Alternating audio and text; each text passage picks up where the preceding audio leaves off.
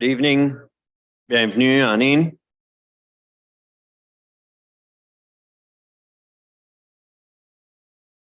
like to thank our media and broadcast partners who are covering tonight's meeting. I'd like to begin our meeting as we do by acknowledging with respect that we're in the Robinson-Huron Treaty Territory and that the land on which we are gathered is the traditional territory of the Anishinaabe and known as Bawating. Bawating is home of Garden River First Nation, Batchewana First Nation, and the historic Sault Ste. Marie Métis Council. Before we move to the adoption of the minutes, I'd like to also note that over the weekend we all watched in horror as scenes from the Middle East showed on televisions and news sources throughout the world. And I want to state that the attack on Israel was an unprovoked act of terrorism committed by Hamas that targeted innocent civilians at the turn of the Hebrew calendar, which is supposed to be a time of celebration and renewal for Jews globally. While it may seem far from us locally, this unprovoked act of war has had a profound impact on the Jewish communities across the world, including our own Jewish community. Over the weekend, I corresponded with local Jewish leaders and the police chief to convey the support of all of the city of Sault Ste. Marie and the concern that we have. Sault Police has increased patrols at the local synagogue, and I want to make it clear that the city stands in complete solidarity with the local Jewish community, and we are flying the Israeli flag outside of the Civic Center as a demonstration of our support for Israel and for our local Jewish community. And we've got with us today Jeff and Tova Arbus of the Beth Jacob Synagogue, if they wish to make any comments to council. Welcome to council, Jeff. Very much. I choke up a little bit. It's partly emotionally cold. I'll try to steer not too close to the mic. Thank you, Mayor and Council, for your show of support, for the reach out that many of you have given to our community directly. For the flying of the flag was intensely moving and appreciated. Mayor Shoemaker, what you say about the impact on the members of our community, I can reiterate. The members of the Jewish community worldwide and locally will be feeling despondent, will be grieving, and will be fearful. We know from history of the past 20 years that when acts like this have been performed by Hamas, global anti-Semitism has risen. We're seeing dramatic spikes already in the UK and in European countries and in some parts of Ontario. The rallies that you've seen that are being called pro-Palestinian are in fact celebratory rallies for the terrorism that Hamas perpetrated on civilians on Saturday, which was not only the turning of a new page in the calendar, but also the Sabbath, the Jewish Sabbath. We can talk about Palestinian self-determination, and we should have those conversations. We should lobby for that. I'm all in for that. Condemning terrorism stands on its own. You're taking a stand to condemn terrorism, the outright murder. This was the largest loss of civilian Jewish life since the Holocaust, what happened on Saturday in one day. So you can let that sink in. I won't go into graphic details. I've seen videos posted on Gaza TV with the identities of the victims verified by Israeli authorities. They are too horrific to mention, let alone view. Attacks on civilians, in fact, drive a wedge into any chances of a two-state settlement and the establishment of a Palestinian state. This is not the Hamas agenda. Their agenda is a complete takeover of the entire region. And they demonstrated that by not attacking Israeli army bases, by not attacking Israeli government buildings, but by attacking mostly civilians, taking grandmothers hostage, taking infants hostage. And you all know what they did at the music festival with 260 people. So It is a horrible situation. We are impacted directly. Immediately, the guard goes up. We're hoping that anti-Semitic incidents do not happen here. We're hoping for peace in the region, but we know it's likely to get worse before it gets better. And I guess on behalf of the president of our congregation, Tova, and her family, and all of our members, I want to thank you for standing up for your principles and for showing the city what leadership really is all about. So thank you. Thank you, Mr. Mayor. Thank you, Jeff. And you're in, I know, not just our thoughts as council, but our community's thoughts as well, and as well as the entire Jewish community locally and worldwide. Madam Clerk. Under agenda item 2, I have a motion by councillors Kinnock and Caputo, resolved that the minutes of regular council meeting of September 18, 2023 be approved. All in favor? That carries. Under agenda item 4, declaration of pecuniary interest, Councillor Spina has declared with respect to the RFP for the special event security services at the GFL Memorial Gardens, as his employer was one of the proponents. Mayor Shoemaker has declared with respect to the sale of the Gateway property development and the associated bylaw as the purchaser as a client of the law firm. And I haven't received any others. Any other declarations of pecuniary interest? Okay, seeing none. And under agenda item 5, a motion by councillors Bruni and Caputo resolved that the agenda for October 10, 2023 and addendum number 1 City Council meeting as presented be approved. All in favor? That carries. And under agenda item 6, the Economic Development Fund request, Algoma University Makwa project, just later in the agenda, we have Asma Vezina, President and Vice Chancellor of Algoma University, Joel Surratt, Director of Makwa Wakagan, Shirley Horn, Children of Shingwak Alumni Association, and Jackie Fletcher, Children of Shingwak Alumni Association. Welcome to council. Team Algoma U.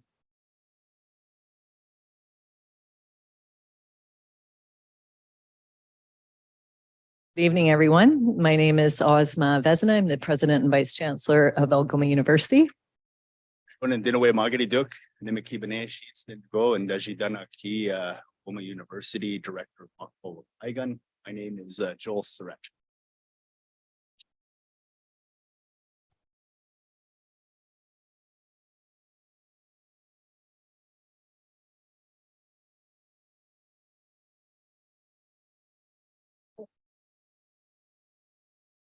It's wonderful to be here this evening, and almost feels a little hard to make this presentation, which is a really good news item for our community after listening to the words of the mayor and, of course, Jeff and the Jewish community that are here this afternoon. So I want to set this in the context of cross-cultural understanding and peace building, reconciliation and reparation. Our world is really struggling right now. Joel and I were on a plane back and arrived about 12 a.m. From a trip to Bolivia and Colombia yesterday. And we are forming a tripartite relationship with these two countries and the work that they're doing on peace building, peace processes, and reconciliation. And the similarities that we're seeing between the treatment of Indigenous and Black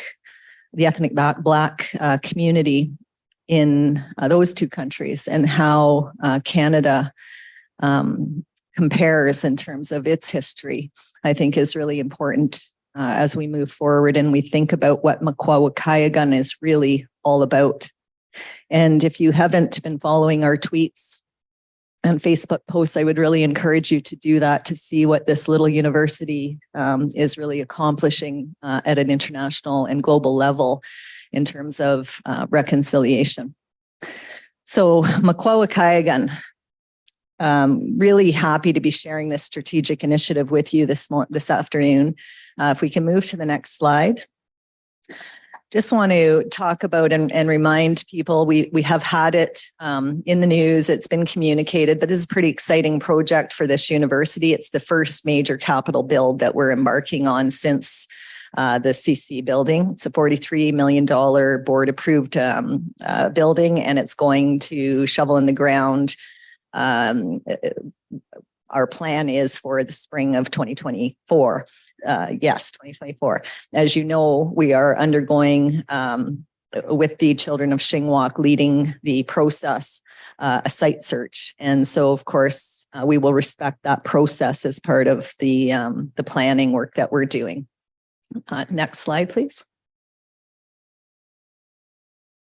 So this is the concept video that was provided to us, Smoke Architecture.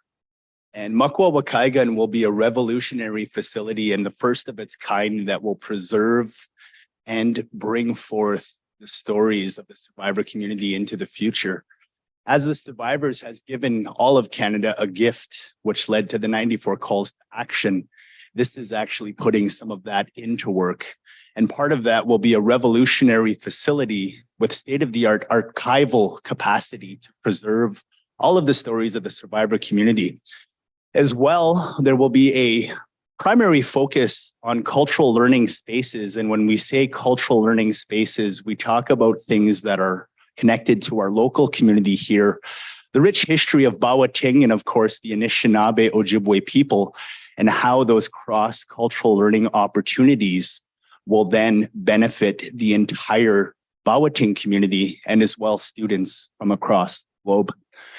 The other part is that we will also be forming a partnership, a first of its kind, with NOSM, the Northern Ontario School of Medicine. And this will be their first permanent place of residence here in Sault Ste. Marie with a dedicated space. So Makwa Wakaigan, the history behind the name is in Ojibwe culture, Makwa means black bear. And what Makwa teaches us is we believe that Makwa is the keeper of traditional medicines. And one of the primary focuses of Makwa Wakaigan will be truth-telling, cross-cultural education, and a focus on mental health and addictions through culturally focused research practices. And one of the things we're really focusing on in that mental health and addictions work, we know a lot now about childhood trauma and the impact on later years in adult life. Our community is really struggling with mental health. Part of that is that we don't have the capacity immediately to deal with the trauma in an intensive and holistic approach. And so this building and this program and the third floor will be dedicated to that. We'll go to the next slide.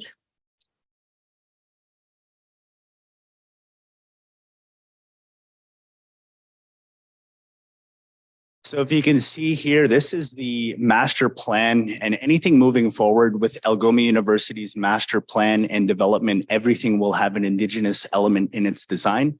So you can see the first floor that will be dedicated to the Shingwak Residential School Archival Center, and that will be a revolutionary center with state-of-the-art archival capacities. And one of the things that is not lesser known in the Bawating community, the first survivor gathering that was ever held anywhere across the country actually happened here in 1981, and Shirley was a big part of bringing that forth. The other part is you will see a focus on cross-cultural teaching and learning spaces, and also an opportunity for the survivor community and as well the larger Bawating community to come and actually experience spaces that are focused in Anishinaabe cultural lifeways. And then, of course, the third floor, we spoke to the partnership with NOSM. Slide, please.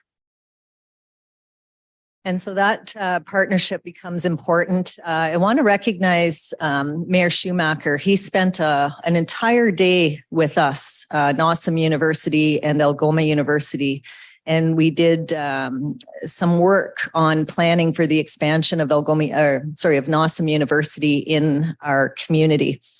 And everybody that was in that room commented that it was the first time we'd actually seen a mayor engage beyond the picture taking, really engage. And we were so impressed. And not only did he engage, he followed up with us on a number of conversations that were occurring that day. And he also brought the commitment of the city to assist with what we were trying to do in expanding the mental health and addictions work of these two universities.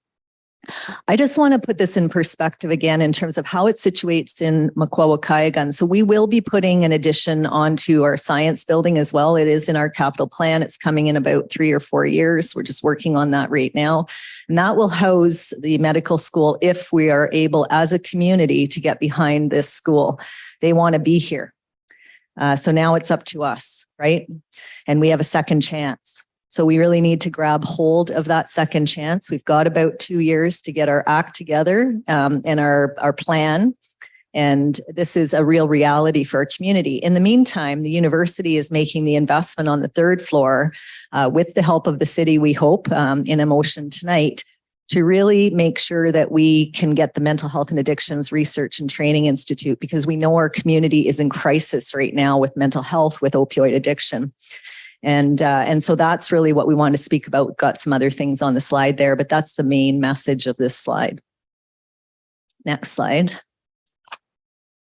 And so here you can see it's pretty much a blank slate. It's not going to be a huge facility. This is really meant to get things started and get the two schools working together with the community on programming. Right now, we've got 2 masters in psychology going through. These will be real hands-on programs that prepare and bring psychologists and psychotherapists to our community.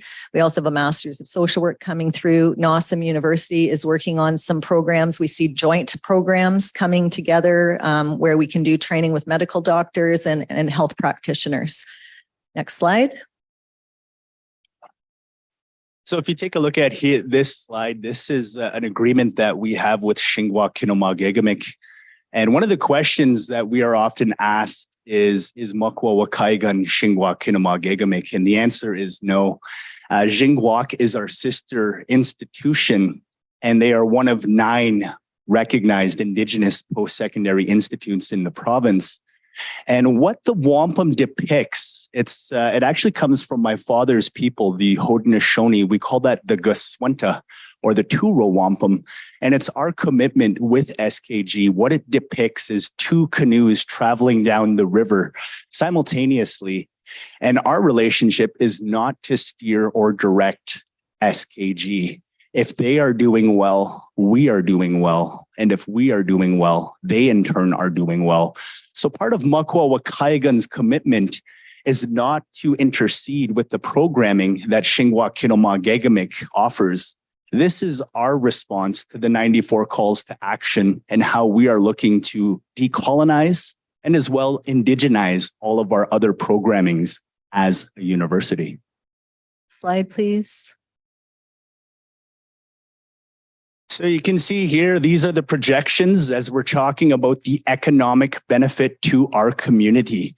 You can see that it's going to be of a huge benefit. And as well, we are also focusing on educational pieces with the coterminous school boards. And as well, there's an opportunity for educational tourism to be brought into our community. And as well, future educational opportunities to be developed with the First Nations communities as we're leading and supporting and really fostering those educational pieces around technology in relation to site searches, the collection, and of course, eventually interpretation of that data. Next slide, please. So you can see here are some of the predicted project milestones. And of course, we had a different schedule, but as Asma had indicated, we are in the middle of a site search. So we are hoping to have this construction process started by spring of 2024. Slide. And of course, you can see here, these are some of the commitments that we have from Algoma University. Obviously, we're looking for a motion and a commitment here from City Council in tonight's meeting. And it is a $43.5 million capital project that will be a huge investment to all of our community. And so we're going to ask former Chancellor and survivor and a member of the CSAA, Shirley Horn, just to bring her perspective to this project. I just want to thank you for the invitation to speaking once again in the chambers, and it's becoming old hat now. Back in 1981, when we had our first reunion of the residential school former students, was an incredible time in Algoma University and how they helped us to come together. It was a time of renewing old friendships and acquaintances and people that we made our family. And at that particular time, we decided when we stepped into that, the grounds of the former residential school, we were determined that we didn't know what we were going to do, but we said we were going to do something that was going to be very significant in moving the yardsticks forward in terms of dealing with the issues of residential school and the trauma that many of the children faced and suffered through. It was a time that moved our hearts and our spirits to say, we're coming together. We don't know what we're going to do yet. We haven't planned it yet, but we know that with the Creator with us and with the spirit of all those young people that came together, some of them had grown up and had families at that particular time. And we felt that in our hearts, we would do some work that was very, very important. And we have. We have done so much work, and I have to thank the city of Sault Ste. Marie as well. They helped us to put up the memorial that was at Snowden Park, which is the Every Child Matters memorial part of the park. And we're very grateful for that. And it was one of the projects that we felt was important, that we try to identify and memorialize the people who never went home from the residential school. We also are working with Algoma University, with all the way through the university, and we have a great relationship. And with that great positive relationship, there are many things that have to be done in the future that we know we can do together. And the learning of the students that are coming into the university, but also the gathering of the people who are in their hearts have an interest in furthering the goals of the children of Shingwak. We are, our numbers are dwindling quite rapidly, but we still have a strong spirit in which we're passing on to second and third generations. And we need them. We need all of the people of this city.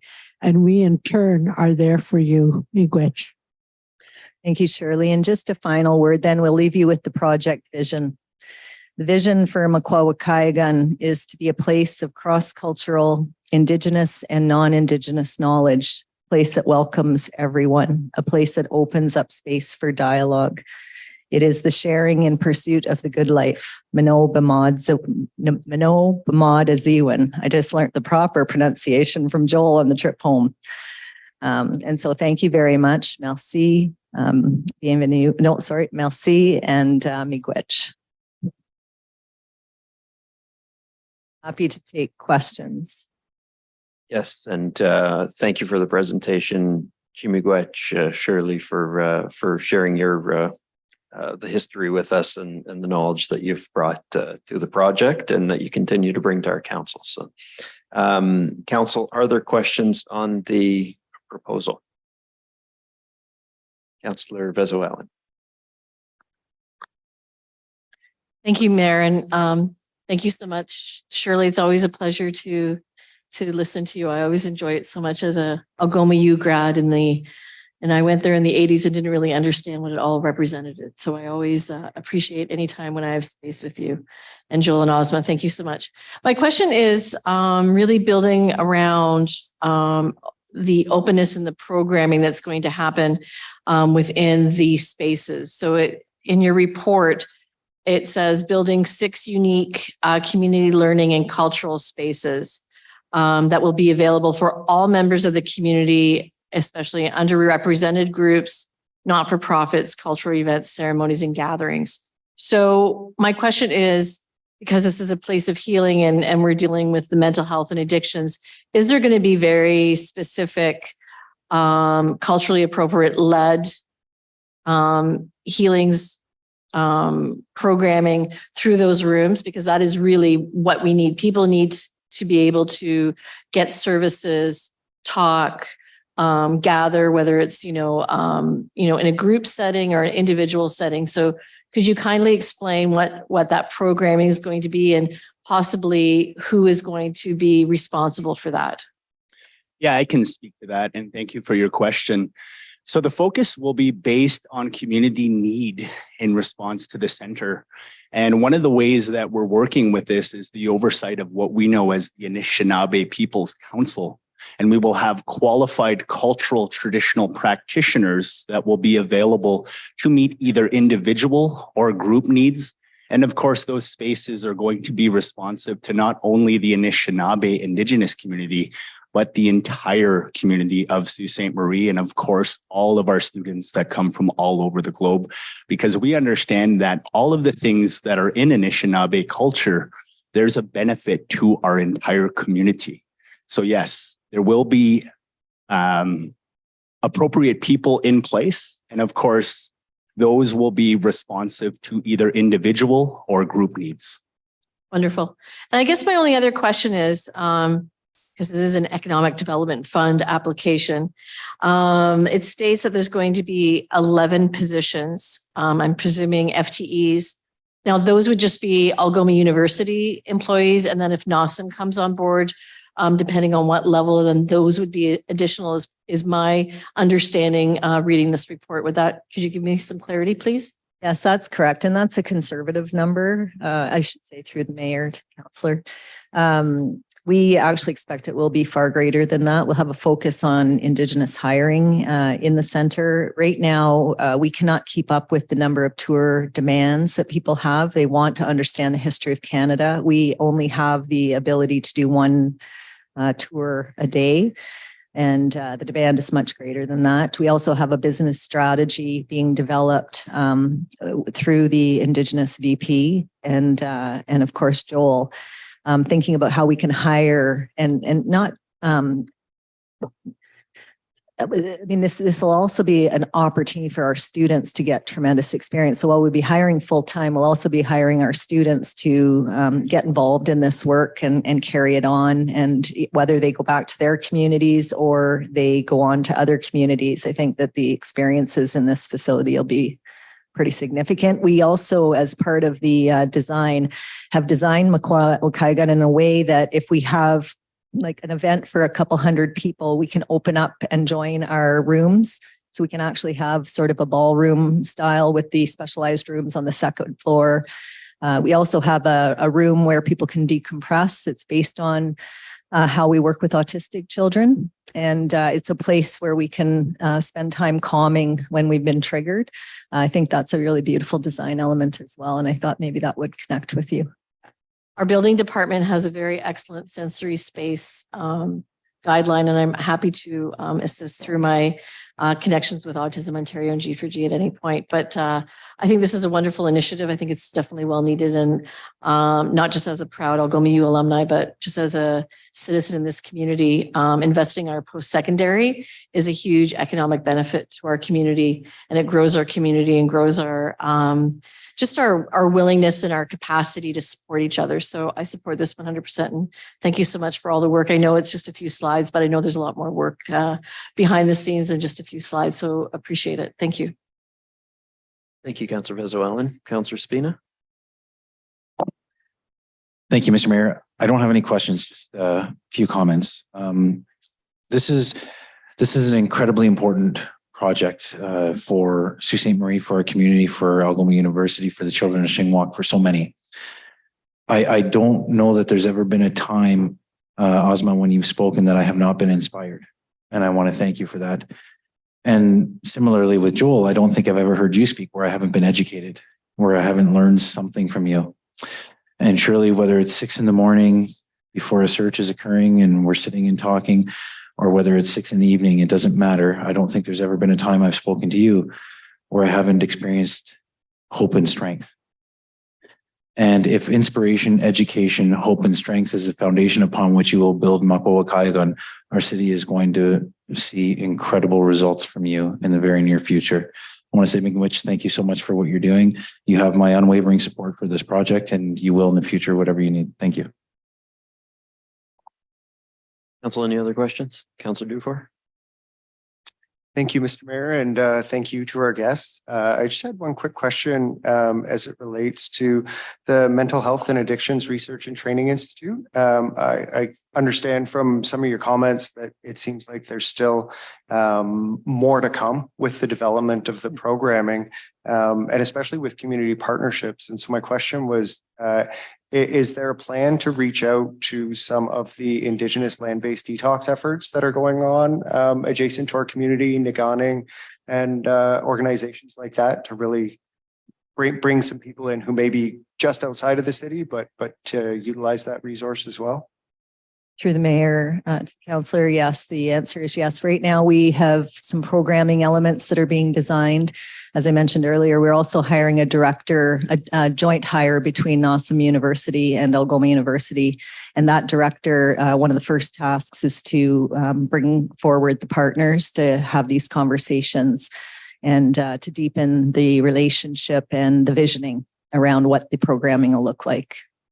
Well, that's great to hear. That's been something that in our capacity as board members with social services that we've really tried to impress on our services for the homeless in Sault Ste. Marie, trying to build from the basis with some of those Indigenous partnerships. And so we're really excited to hopefully see more layering of the services that are offered in Sault Ste. Marie to our most vulnerable people. So. Yes, and most of the advisory, while it is cross-cultural in its formation, a significant number are from the Indigenous community and are from the health field. So it will be well informed. Wonderful. I'm very glad to hear it. My second question on a bit of a different topic, just more with the EDF funds. I noticed that this application collapses a previous application from Algoma University into a new ask, which is great. I was just curious, with the city studio application, is there a vision to be continuing that one, or do we know if that one will be collapsed as well into a future ask? Yeah, so through the mayor, again to the councillor, when COVID hit and the construction prices started to skyrocket, we had to do a prioritization exercise. We were already under, we had already received the federal and provincial funding for Makwa, so we chose to focus on that, that opportunity. And we knew we would not be able to do it for the original 18 million. In the meantime, we started to talk very seriously about the mental health and addictions crisis. And we started to look at a second or third floor on the building. And we began to also understand the significance of this building. And it's not a building, right? It's really about the vision of what we're trying to do in the community. And so the board unanimously approved the extra to bring it up to a $43 million cost. So we'll get this building built. We're reprioritizing the campus master plan, but everything is still in the campus master plan. And yes, it's fair to say in 3 years, we'll be back. Thank you very much. I appreciate your time and commitment to this project. Thanks, Councillor Dufour. Councillor Hollingsworth? Thank you. Again, it's very inspiring. This particular presentation gives a lot of hope to our community, and not just our community, but the surrounding area. So well done. And I just want to emphasize, I'm really happy to see your continued strong relationship with NOSM. And many of us believe what NOSM's doing is the right approach. And with a community leader or leaders, I know NOSM's going to continue to be successful. So my question is, it sounds like you're going to create something that's going to attract brand new people to our community. You mentioned the researchers, you mentioned the professors, but I think you also mentioned students. Maybe not in this phase, but is your board looking at residents, future residents, knowing that it's important for students to have that home feeling? Yes, through the mayor, back to Councillor Hollingsworth. We actually have an RFP going out in February, and it will be for another 100, approximately just over 100 housing beds. So once we do the negotiation with the successful bidder, we'll have a better sense, but minimally we'll be adding another 100 beds at Algoma. That's wonderful. And so 100 plus your current, what's your current? Just around 150. So we'll have about 250 residence units. Okay. And we do have interest in working with the Indigenous community as well on some housing components there. So if families are moving and require housing to be able to go to school, that this is a piece that we're also working on with a couple partners. Okay, that's great news. As you know, as council, we also believe in working hard towards housing. It is such a need. So thank you. It sure is a need. And maybe I'm going to have to just add something here. The universities across Canada have been doing this on their own. They have a significant investment in housing and housing infrastructure, and they are adding, and actually those numbers are going to come out fairly soon. We have not received any funding from the federal or the provincial government. In fact, our tuition has been frozen for well over 5 years. We also had a 10% tuition cut. We need to address this piece. Universities should not be left alone to invest in the housing infrastructure. So I'm going to encourage dialogue in our community. We need our federal, we need our provincial, and we need our municipal to deal with what is a housing crisis in Canada. And before we get into a significant housing crisis in this community, we know that we need new people in this community. It is our future. It is critical for Sault Ste. Marie to increase the number of young people coming in. So we need to be sitting down, having a very serious conversation next. We've just had a wonderful conversation about food security, and we saw our community totally rally around that. We need to do the same thing with housing. There is no one person or one group that has this responsibility. We need investment. We need to lobby the federal and provincial governments on the strategy, and we need to do it together. We're ready to make a fairly significant investment, but we also need everybody at the table. I'm glad you said that. And I also know that our mayor and many council people have been working hard at AMO to make that happen as well. So thank you. And I won't say good luck because you're on the right path. And thank you for being wonderful leaders. Thank you.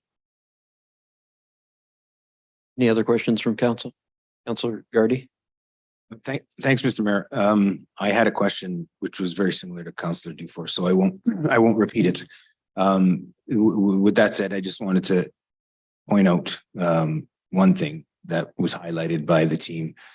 I know this is an EDF ask, but I don't think we can overstate the importance of what you're doing as it relates to the 94 calls to action for truth and reconciliation, because in my opinion, as a country, we've had a kind of dismal effort in that regard. I don't know that there's more than a dozen that we've accomplished. The TRC came out in those calls to action came out, I think, in 2015. So we're almost a decade in, and I think being a leader in this space for our country will put our community in good stead. So I applaud the efforts in light of those. Thanks.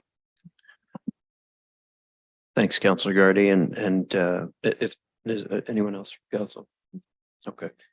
Along those same lines, I'll note that while the funding is historically an economic development fund, a number of years ago, we changed the name, and it's a community development fund now that encompasses some streams, one of which is economic development. But really what Algoma University is proposing to us is to build community on their campus by expanding the offerings that City of Sault Ste. Marie can provide to students from within or outside of our city, and by advancing the cause of reconciliation as it relates to implementing the calls to action. So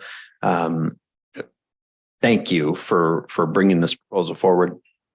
I will note from the economic perspective of the project that what we're being asked to contribute is less than 1.5% of the total project. So 99% roughly is coming from other sources, and we're being asked to put in about 1.25%. So this is makes total economic sense in my view. It makes total community building sense, and a healthy and prosperous Algoma U translates into a healthy and prosperous Sault Ste. Marie. And yes, there will be, challenges at times with building residences and making sure we can house all the students for, I think, what was noted as one of the fastest growing universities in Canada, which is great news. But we'll get through those, provided Algoma continues to thrive. We will all thrive with it. So I fully support this ask, and I suspect from the tone of the questions that were asked tonight, you've got a unanimous support, but we will do a formal vote, Madam Clerk. A motion by councillors Rudy and Caputo resolved that the report of the Director of Economic Development dated October 10, 2023 concerning Economic Development Fund request Algoma University Makwa Waukegan project be received, and that funding for the project be provided from the Economic Development Fund in the amount of $600,000 to be paid out over a 3-year period in payments of $200,000 per year. All in favor? That carries unanimous. Thank you very much. Miigwech, thank you. Miigwech. Miigwech. Clerk? That will take us to consent. And I have a motion by councillors Kinnick and Socorro resolved that all items listed under date October 10, 2023, agenda item 7, consent agenda, save and accept agenda items 7.4, 7.8, and 7.16 be approved as recommended. So council, items on consent other than the short-term rental bylaw, or sorry, the short-term rental report, the special event security and the site-specific planning act practices, which have all been pulled. Councillor Hollingsworth. Thank you. Item 7.12 with regards to the Rosedale Park. Go ahead. My question is through you, Mayor, to Mr. Lamming. Is he here tonight? Mr. Vare will take those questions. Okay. Mr. Vare, parks are obviously very important to our community, and having the most up-to-date equipment is also key. Can you just educate me, refresh my memory? When we create a park, I'm under the impression that we also take in consideration equipment for those children with special needs. Is that correct? Through you, Mr. Mayor, to Councillor Hollingsworth, yes, that's correct. So therefore, I'm assuming that this particular park will be fashioned, will be engineered to follow our policies. Through you, Mr. Mayor, to Councillor Hollingsworth, yes, this latest contribution by the Kiwanis is going towards a basketball court for the facility, but we do have playground equipment that was purchased previously, and there were steps taken to make sure that that playground equipment was accessible. Okay. And just to define accessible, can you just give me some examples, like those with autism, those with physical disabilities and so forth? Through you, Mr. Mayor, to Councillor Hollingsworth, that's correct. Okay. Thank you. That's all. Thank you, Councillor Hollingsworth. Thank you, Councillor Hollingsworth. Anyone else on 712? Councillor Vezo-Allen? Just a comment, Mr. Mayor. And this is just a wonderful example of community service groups getting involved with what our city needs. So the Rosedale facility has really been amazing facility, bringing, housing plus programming. We've got our KBK kids there during the day, and there's a huge population of kids. And that basketball court, I think, is going to be absolutely amazing. And I know our Boston Avenue folks have been wanting that tennis court turned into a basketball net. So I'm going to be bugging Virginia every day to find funding for that, or knocking on the Kiwanis doors. So, this is just a good example of how people in our community work together to make things happen. And really thankful for both the Kiwanis clubs and Childcare Algoma for making this happen. I think it's going to make a big difference in this neighborhood, and because we need to have free spaces for kids to go gather. And some folks don't know, but the Youth Hub hasn't been opened yet. But they're doing programming at Rosedale. They're doing a whole bunch of programming, teaching kids how to cook and doing a bunch of different programs. So definitely reach out. There's programming happening there right now through the Youth Hubs Ontario at the park. So just love all the Kiwanis and really appreciate what they've done. So thank you. Thank you, Councillor Vezoellen. Anyone else on 712?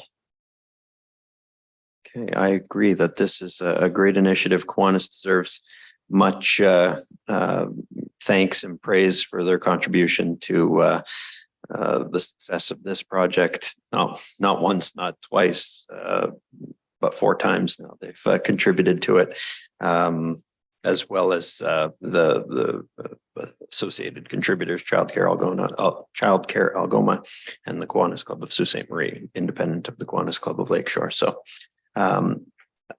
Seeing no other questions on 712, Councillor Hollingsworth, any other matters on consent? No, thank you. Thank you, Councillor Bruni. Thank you, Mr. Mayor. Through you to Michelle regarding the tax collection agenda 7.6. Totally agree with the reduced tax collection on these properties. I guess my question is, in the report, it said, what would be associated additional costs in the first year of implementing? What costs are we looking at? To you, Mr. Mayor, Councillor Bruni. At this point, we're hoping to do it with internal staff, but we basically will be doing 2 tax sales in 1 year. So double the registrations, double the requirements for the administration of the tax sale. So if we can't manage it internally, we may have to move that to an external source. And we don't know what the cost would be on that. No, because we don't know at this time how many properties we're going to have. Okay. Thank you, Mr. Mayor. Anyone else on 7.6?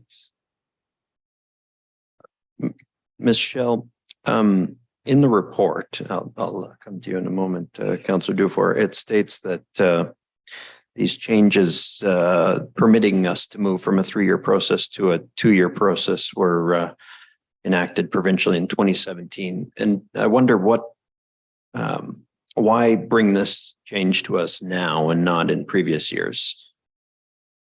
Gee, Mr. Mayor, a part of the reason was due to a lot of staff changes that were happening at that time. We just didn't have the resources available to do a transition. Then after that, we were into the pandemic, which was not the right time to be decreasing the timelines for tax sale. But right now, with the update in the tax policy, the timing and the resources lined up, and as well, it addresses some of the concerns that we have right now with our current challenges with vacant properties. Okay, that's helpful context. Anyone else with questions on 7.6? Councillor Dufour. Thank you, Mr. Mayor. I guess my first question is, is there anything else that this council or staff or management can do to help to either shorten the timelines associated with tax sales, or to more directly target, the difference that we're seeing between, shell investment corporations and, just regular citizens who might be behind in their taxes?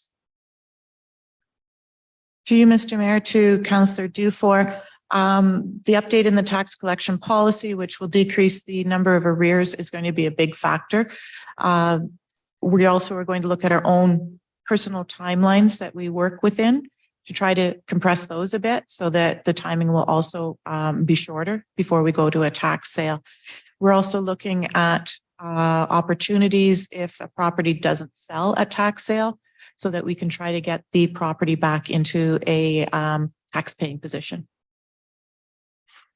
Do we have an expected time when council might be kept apprised of some of these changes, both to internal staff timelines and the other element that you mentioned?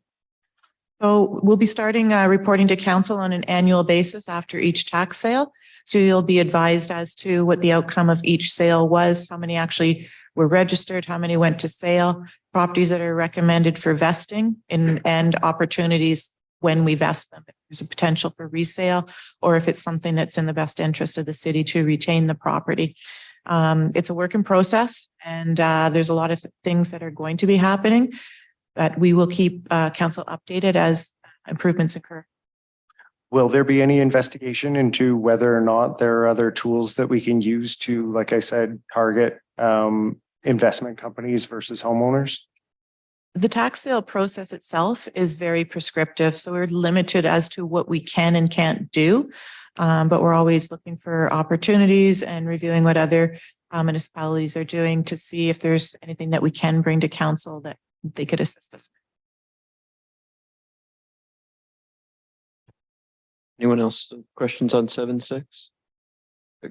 Ms. Sheldon, but last year when we had a report on the tax sales, there was discussion of, it's noted a little bit in the report, but there was discussion of, a year after registration when you're in a position to sell the property. So we register the arrears certificates, I believe, in June or July, and then historically we've put the properties up for sale in September or October. And there was discussion at that time, and I believe it's addressed in the report, but the intention of staff is to move that sale process up to closer to a year after the registration period. To you, Mr. Mayor, that's correct. A lot of it is resource driven, but technically we can register anytime after January 1st. So there was some other administrative processes that were being done before, and we're trying to move that June tax arrears notification up further to earlier in the year. And then there's the 1 year waiting period, which will be shortened then based on, if we register, say, February or March, it'll be February, March next year. The tax sale will occur somewhere shortly thereafter. So that's good. Councillor, for follow up from that. Yeah, just a final comment, Mr. Mayor, through you to our CEO. The conversation that we're having around this issue, it does remind me a lot of some of the conversations that we had early on in the last term around building and bylaw enforcement. And at that time, our council was very vocal in wanting to see timelines shortened. And it was really what ended up happening is staff heard the conversation around the table. Building and bylaw departments noted a lack of staff resources to get to the timelines that council wanted, and brought to that council in due course a request to add the resources that were needed in order to meet the timelines that council and, quite frankly, the community was insisting upon. Kind of in hindsight, looking at this report and some of these issues, it would be nice if we had followed that same structure of how to address the issue together, and hopefully as things arise in the future where resources may be inadequate, it would be nice for council to be apprised of those things. Thanks. Thank you, Councillor Dufour. Anyone else on 7.6? Okay, Councillor Bruni, any other items on consent? Agenda item 7.16, site specific planning. Yeah, that's been pulled, Councillor Bruni. Pulled? Sorry about that. It's okay. That's it. That's it. Any other councillors with items on Councillor Dufour? And then Councillor. Item 7.11, Mr. Mayor, not so much a question, just a comment. Really impressed with the CAO job posting. I feel like the committee and the consultant did a really good job in incorporating some of the feedback that was given. I'm especially pleased to see that the city is broadening our search instead of just looking at people only with municipal experience, looking at other multi-service public sector organizations. I think that's really important that we cast a wide a net as possible, hopefully to get the best candidate available. So thanks for your work on this and for what I think is a good, strong posting. Yeah, thank you, Councillor Dufour. It's much of the credit belongs with the consultant who spoke to all of you and put together your thoughts and feedback into the posting. But the committee also reviewed that and had some changes to it. So thanks to them for their work on that as well. Anyone else on 7.1? That posting will go up tomorrow. So we look forward to seeing applicants come forth from then forward. Councillor Dufour, any other items on consent? For me, no, thank you. Thank you. Councillor Caputo? Thank you, Mr. Mayor. This is more of like a highlight than a question. Agenda item 7.2. It was really nice to read this advocacy update put together by Councillor Dufour. And he informed me that our city clerk, Rachel, really helped with this as well. So I just wanted to say that I would love to see more of this. I know Councillor Hollingsworth is a board member of Phenom, and I would love to hear more about that as well. But it's really nice to get an update after someone has come back from a conference.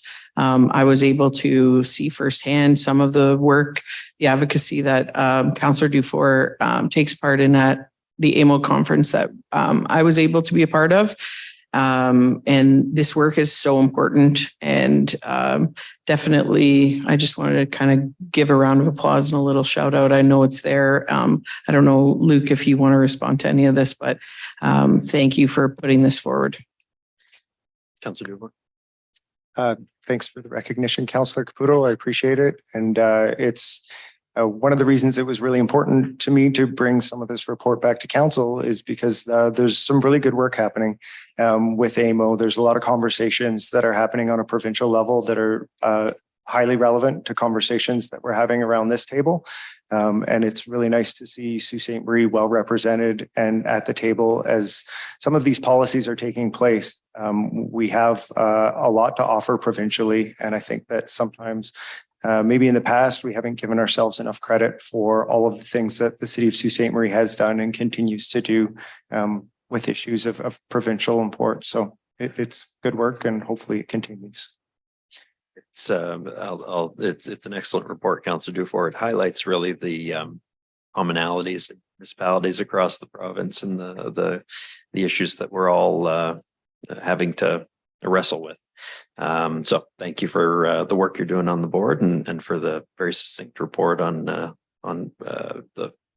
goals of that work. So, anyone else on 7.2?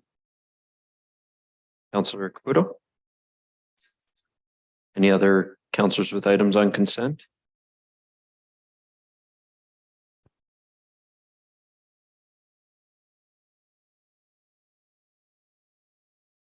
So that is for the consent agenda, Madam Clerk. That will take us to agenda item 7.4, the short-term rental licensing update. And we have before us a motion. Sorry, we have to have a vote on the consent. Oh, I had already read it. You had read it, and so we'll take a vote on it. All in favor of the items on consent? That carries, which brings us to short-term rental licensing update. And we have a motion by councillors Kenneka and Bruni. Resolved that the report of the Deputy City Clerk dated October 10, 2023 concerning short-term rental update be received and that the matter be postponed and referred back to staff for further review and consultation on ensuring a cost-effective, streamlined process that promotes the ability to use the licensing of short-term rentals as a tool to generate additional revenue as opposed to a process that uses enforcement to penalize non-compliance.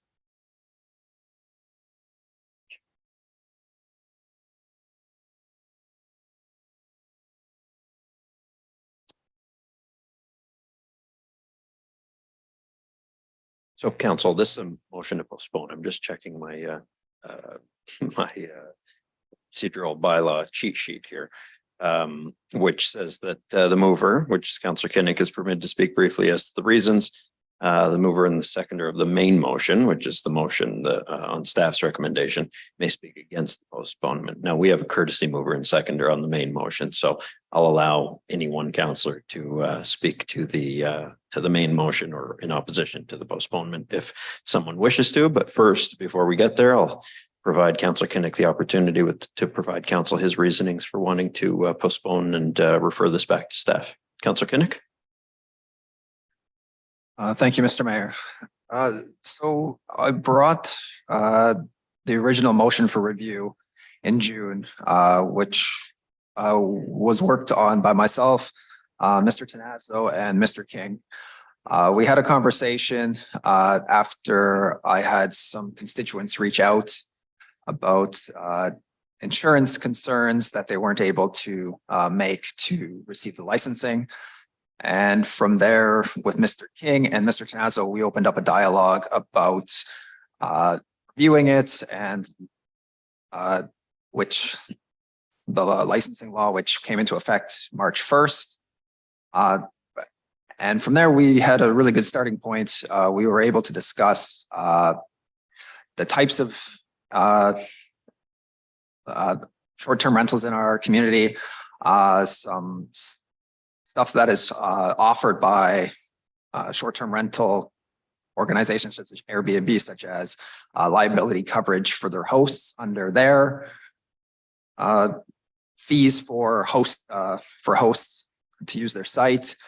From there, we went to expand a little bit further that we had an open house for information on how to get insured properly.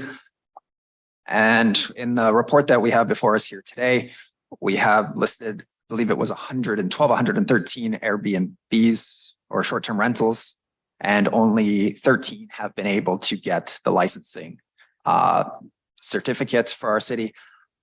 I don't think that's for the lack of trying. I think there are still some obstacles which need to be reviewed and tackled by city staff to make the process easier. It's kind of the same situation where it was like the pirating music, where people wouldn't pirate the music if there was a convenient way not to pirate the music and have access to it. And I think we're stuck in that battle right now. And I encourage staff to keep working with Airbnb. There was some information sent to us by email today from a couple of local hosts about the city portal on Airbnb. And there was information provided by other municipalities like Toronto, London. And I hope we can still work more on this issue and make it easier for our local hosts to legalize their Airbnb and continue hosting guests from out of town. Okay, thank you, Councillor Kinnick. Is there anyone wanting to speak? And okay, Councillor Venezuela. I just have Opposition to the postponement, just to finish my thought there. I would just like some clarity of language, and I just have one other question. So I am an Airbnb user. I'm gonna be very honest. I research my Airbnbs quite extensively. I only use someone that's qualified as a super host. I go through all of the reviews. And I've spoken with 3 folks that I know locally here that have Airbnbs and have gone through the process. 2 have been approved. One is probably included in one of the 19 at various stages due to the fire rating between the 2 floors. So I think it's really important that, we're not against STRs.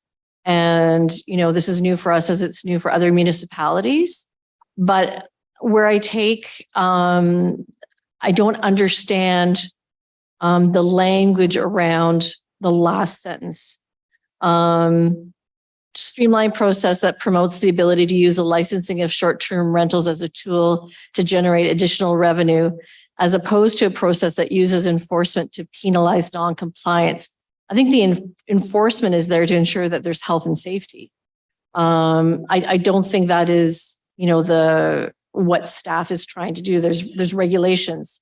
some of in the report that was that they didn't have working fire alarms and things like that. So I don't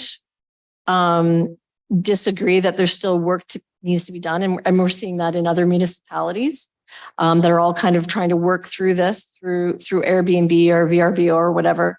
But I won't support the motion based on that sentence because I think we're not trying to penalize for non-compliance. I do, and this came up at bylaw meeting, that I said it would be great in that application for a short-term rental that we had sort of like a list of things that you need to know that need to happen, such as fire rating codes between doors and ceilings and what that inquires and what type of funding you'd be looking at, like how much does that cost on average and things like that. Like really safety building code essential elements. So I'm not going to support it based on that because I don't think we're trying to use enforcement to penalize non-compliance because that compliance piece is very much a safety piece. We want to know that all of our STRs are done properly, that they're safe, that we're not going to run into issues. You know, in Montreal about a year ago, there was a fire and it was, short-term rentals and people didn't have any, there was no health and safety. There was no fire code. So I don't want to see that happen. And I think I kind of get where my colleague's going, but I think that one sentence just gives not a great message because I don't think that's what we're trying to do as staff with doing the licensing. So that's all I'm going to say. Okay. Thank you, Councillor Bezuallen. I'm going to hopefully, I think Councillor Caputo, I had noted as the next person whose hand was up, although technically it's one for and one against. Now, that being said, Councillor Bezuallen spoke, I think, more to a point of order on the drafting of the motion. So, Councillor Caputo, your comments? Okay, go ahead. So I'm wondering if we could ask questions of staff on the original motion and potentially have those questions considered in the potential deferral when it comes back to us. I was hoping that we were going to have a conversation before someone asked for a deferral.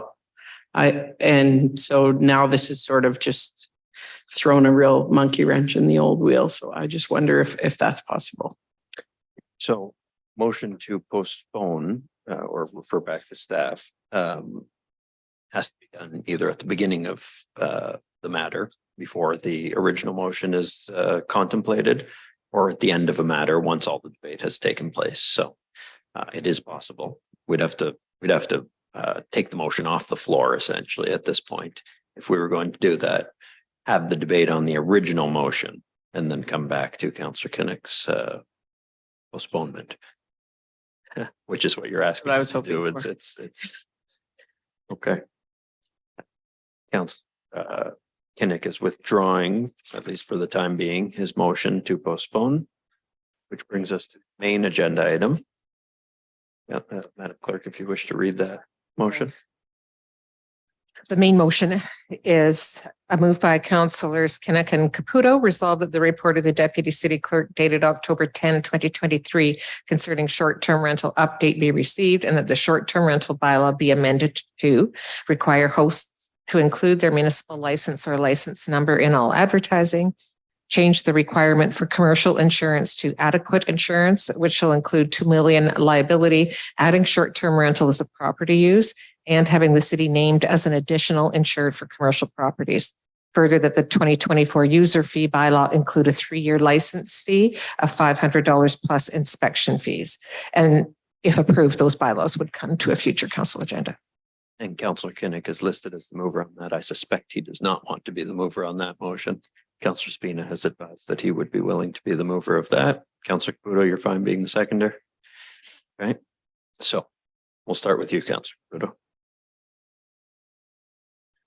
Okay, I am not an expert on short-term rentals, but my inbox has been flooded by what I think are local experts on short-term rentals. So I do have some questions to come forward. I think mostly probably to Mr. Tanasso. So through you, Mr. Mayor, to Mr. Tanasso, do we have penalties in place for non-compliance? Through you, Mayor Shoemaker, to Councillor Caputo, there are penalties that are built into the bylaw for non-compliance. Yes. Okay. Has planning staff had the opportunity to go through the Airbnb? I don't know. I don't want to call it an app, but like go through their policies and procedures and really like see if there were things already in place through Airbnb that we could use rather than us putting our own stipulations in place? Through you, Mayor Shoemaker, to Councillor Caputo, when planning was the original lead on the licensing regime and the zoning regime for that matter, at that time, we certainly spoke with Airbnb and they were a valued partner throughout this process. And they did highlight some tools that they have, but the tools weren't really what we needed. Like the tools were more reactive in nature so that, they have a city portal. And again, I have reached out to Airbnb because I got the emails today and I haven't heard back, but my recollection was that, it's a way that we can lodge complaints. It's the way that you can see kind of complaints that are happening, whether it's a bad host or a bad guest or a neighbor that's concerned. What we have confirmed with Airbnb is that they will not provide us with an address of a host. That's something that we have to figure out on our own. And my understanding is that Airbnb will not take a listing off of their site if we ask them to do so. So if we reach out to Airbnb and say, this host doesn't have a license, remove it. My understanding is that it's not that simple. Okay. How do this new bylaw, how does this compare to what other cities are doing for short-term rentals and Airbnbs? Through you, Mr. Mayor, and I'll certainly defer to my colleagues in clerk and legal as well. As far as the zoning piece goes, it's actually far less restrictive. A lot of the bigger municipalities require the Airbnb to be your primary dwelling, and then they limit the total number of nights that you can rent out on an annual basis. We started with those types of provisions, but after the consultation, we sort of backed away from that. As far as insurance requirements and the different licensing requirements, my understanding is that we're pretty well consistent with what a lot of others are doing. Okay, thank you. I did have a constituent who is an Airbnb host reach out and ask about if this were to pass, when would the insurance change become effective? Like when would they be able to change that from commercial to the new, I forget what the word we've used, adequate insurance? Through you, Mr. Mayor, to Councillor Caputo. Mike.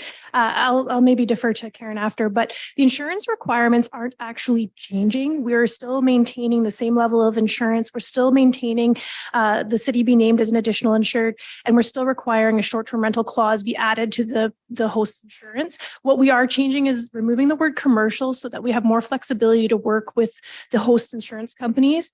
The residential versus commercial insurance has been a conversation we've been having for this whole entire time, but it's really just to provide us flexibility to work with hosts to get the proper insurance. But the level of insurance and the requirements we're asking for are remaining the same. So there are no insurance changes. We're just allowing for more flexibility.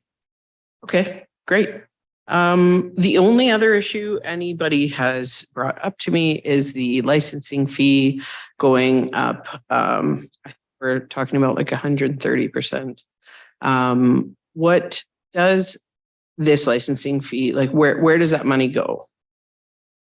Thank you very much for the question through you, Mr. Mayor, to Councillor Caputo. So we as staff looked at the licensing fee, and when it was initially made, it was meant to be a processing fee for the clerk's office to get that through. What we've found over the past year is that there's a significant amount of staff time being needed to review all of the applications. This is outside of the building and outside of the fire inspection fees. This is corporate services, staff that are meeting and informing people and asking, and when questions are asked, us responding, information sessions, like all of that piece is much bigger than we initially anticipated. So we asked staff generally if we needed to increase that number. It was generally felt yes. We did a review then because we didn't want to just, pick a random number. We did think about how much staff time is being used. And we reviewed a number of municipalities that are, charging. Many are charging on an annual basis. Ours is only a 3-year basis. So we went and looked at averaging out. And even if we looked at all of the fees from other municipalities, we're still significantly lower than most municipalities that we surveyed. We're on the low end with the $500 every 3 years. Okay, thank you for the information. That's all my questions.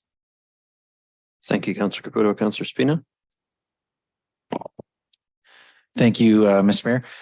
Mayor. Really, sorry, through you, Mr. Mayor. I think the first question I'll ask is to Ms. Zupa. Really and truly, I think there's really 3 things here we're looking at: licensing fee, insurance, and having that license number advertised. Is that correct, or is there anything else?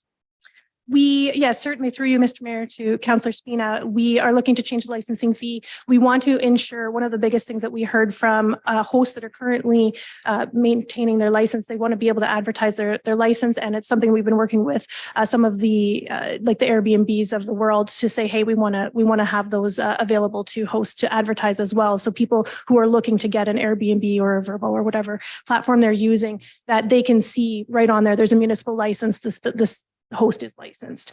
And then also just looking at that enforcement, we are looking to move forward on getting those addresses and putting that out there. I guess to that point, we referenced the enforcement piece in the report, but the requirement for building staff is really just the short-term rental enforcement is only one component of that overall ask. So I just wanted to put that out there too, that it's just a small piece, but there will be additional staff resources required to have that full enforcement piece. Thank you.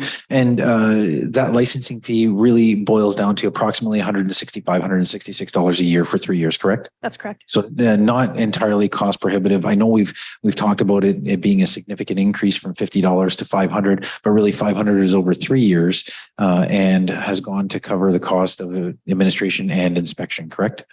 The $500 will cover the administration. The inspection fees are separate. They're roughly, I don't want to speak out of term, but roughly around $125 to about $125 per building and fire. So overall, it'll still be much lower than the comparators that we reviewed. Correct. Okay, thank you. And my next question, Mr. Mayor, would be to Ms. Fields, I believe, and it's a liability question. Can you talk to me a bit about liability in terms of short-term rentals, and maybe, and I'll help direct your answer a little further. What will be our current what would be our liability if this bylaw were introduced, and what would be our liability if it were not introduced and we simply allowed the market to manage itself? To you, Mr. Mayor, Councillor Spina, we already have a bylaw in place, so our liability is in that sense that we have a bylaw. If something were to happen in the city, were to be a claim made against, be able to rely on our bylaw. So we already have it in place. That's helpful. If you take a look at, and we'll be watching this case pretty closely, but the case that Councillor Venezuelans about in Montreal, the city of Montreal has now been sued last month. There's one class action starting, one action for 1.5 million and another action for 7.5 million on the people that passed away in the fire at the short-term rental facility. So we'd want to have proper insurance in place, and we would want to have a bylaw in place that allows us to use it as a defense. Thank you. And Mr. Mayor, that goes to my next comment question about insurance requirements. I am not an insurance expert, so I did seek out the advice of an insurance expert today, and I spoke to Nicole Thibodeau from Young's Insurance. She's a residential, commercial, in large and small insurance provider here in town.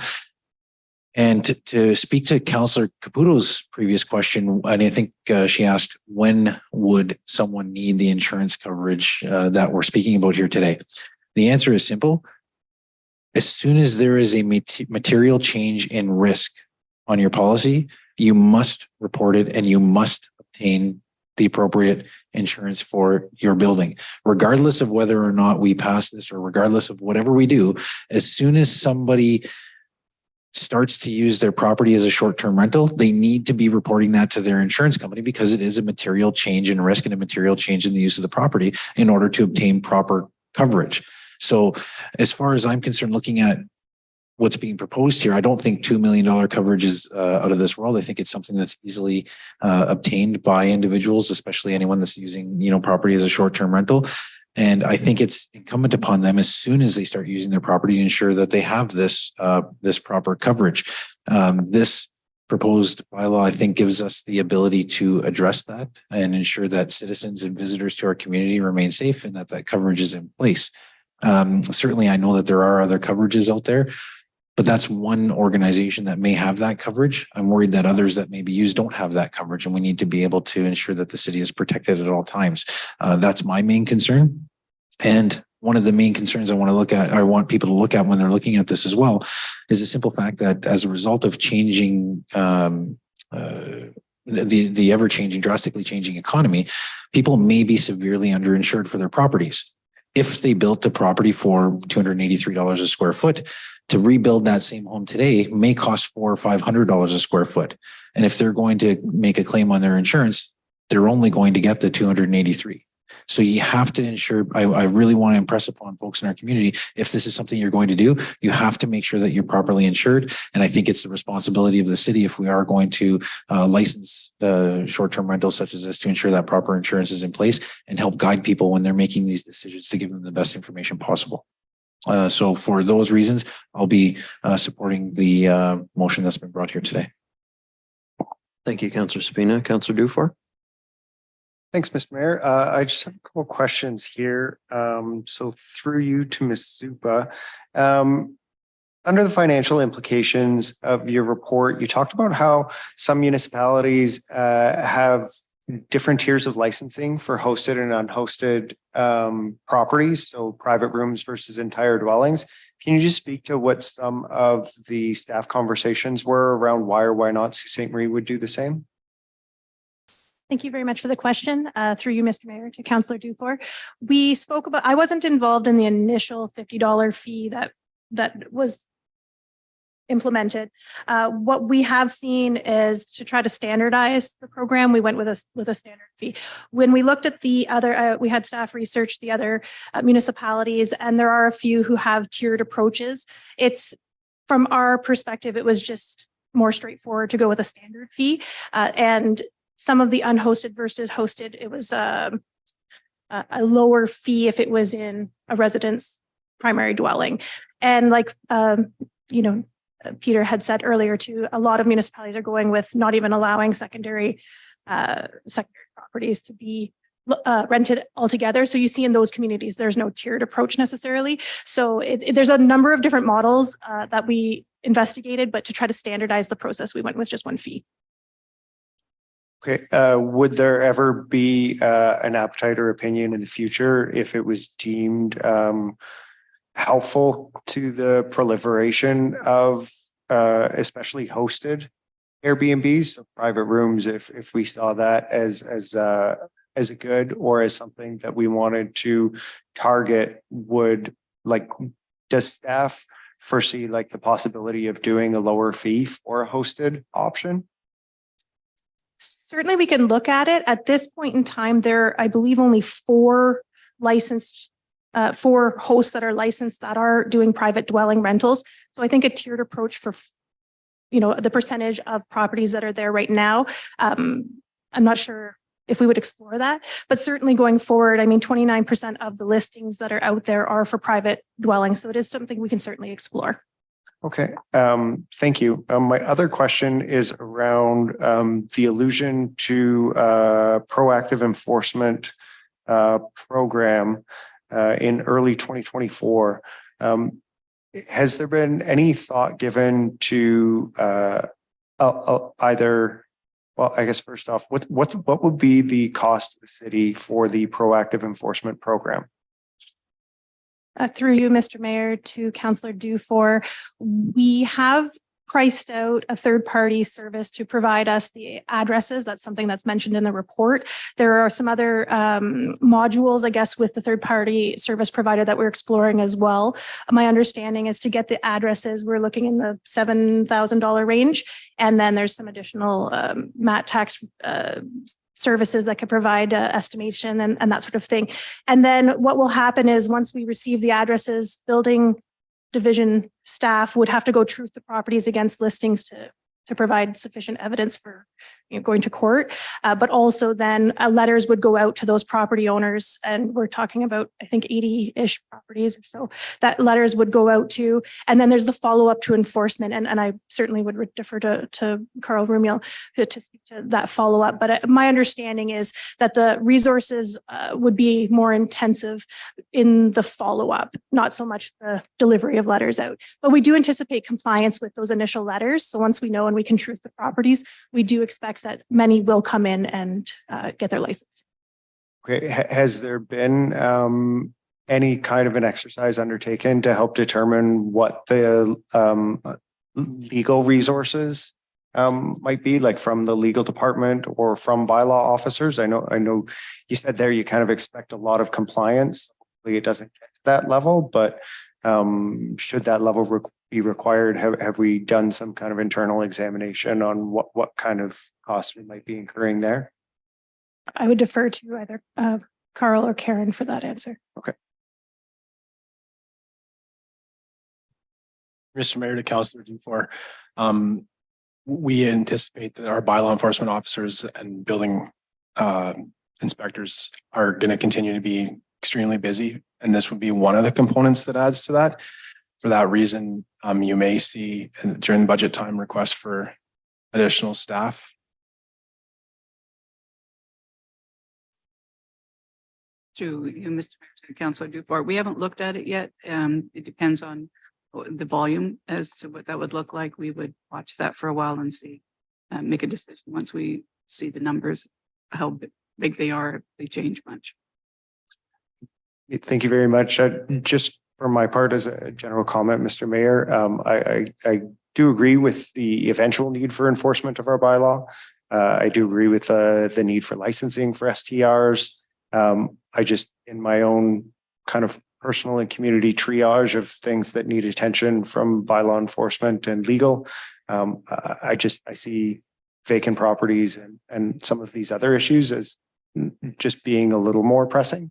While recognizing that these things exist on a continuum, I would rather see resources go there rather than, like we've talked a long time about having a proactive model for bylaw enforcement when it comes to property standards. And I know that it's something that we've been working towards for many, many years.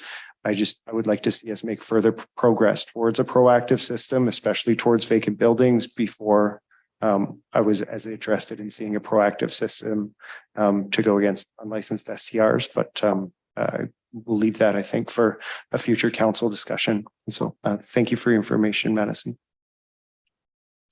Thanks, Councillor Dufour. Councillor Hollingsworth. Thank you, through you, Mayor. First, I'll just make a quick comment, and then public safety is my concern, and it sounds like it's the concern of everyone's around the table, and of course, safety to our city. So my first question is, I'm not sure it should go to Ms. Fields, but I'll start with her. You touched on liability when Councillor Spina was asking the questions. With regards to inspection, I believe it's my understanding that the license is good for 3 years. Maybe it's actually for Madison. And then after the 3rd year, they must apply for a license again. And before they receive their license, does another inspection happen? Through Through you, Mr. Mayor, to Councillor Hollingsworth. Yes, a reinspection would happen both from the building and fire. And that's also, I mean, certainly we've had discussions internally, you know, making sure batteries and your fire alarm are still up to date. I mean, I know the fire services have programs for checking that already, but one of the things that we talked about is making sure those deficiencies aren't present. So yes, we would require a reinspection because things can change over the 3-year period. And we want to make sure those things are still adequate and all the codes are being met. Okay. Actually, I was hoping that would we be able to do impromptu inspections, especially when it comes to fire extinguishers and fire alarms. Correct me if I'm wrong, this is probably the chief can comment on this, but hotels, as one example, are frequently checked, I think yearly. So are we able to do more frequent inspections instead of every 3 years? Because in all honesty, many people don't check their smoke detectors and 3 years go by and something horrible can happen, which could land on our shoulders. I would defer to the fire chief. Through you, Mr. Mayor, we would have to have reasonable grounds to enter. There has to be a reason for us to do a knock on the door check, aside from our ongoing programs that are taking place right now. Okay, that's fair. I guess again, it's technically still a private residence. It's not like a hotel, a public building. So, okay, so it's my understanding that every 3 years and complete inspection is done before the license is granted. I could provide some clarity too, because sometimes they'll do building file reviews. It would really be up to the discretion and the discussions that happen with the building division staff. I'm certainly not an expert in that area. And I know that, you know, they would look at the building file and look at the circumstances of each property independently. So I can't say exactly what would happen at each application, but certainly everything would be thoroughly reviewed and an inspection on site would likely occur.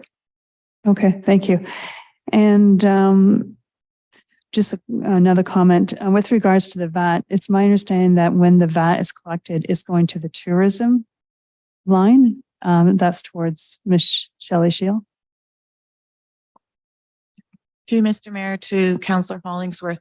Yes, that is correct. So when the MAT is collected through STRs or any other accommodation provider, it goes to the MAT revenue, and there's regulations as well as the city bylaw that determines how that funding is allocated. And at this point, approximately, it's usually around 50% that goes to tourism Sault Ste. Marie. The balance stays with the city of Sault Ste. Marie, and council has approved that to be spent 50% to the TDF tourism, and another 50% goes to the tourism division, who will then use it for specific tourism services and programs.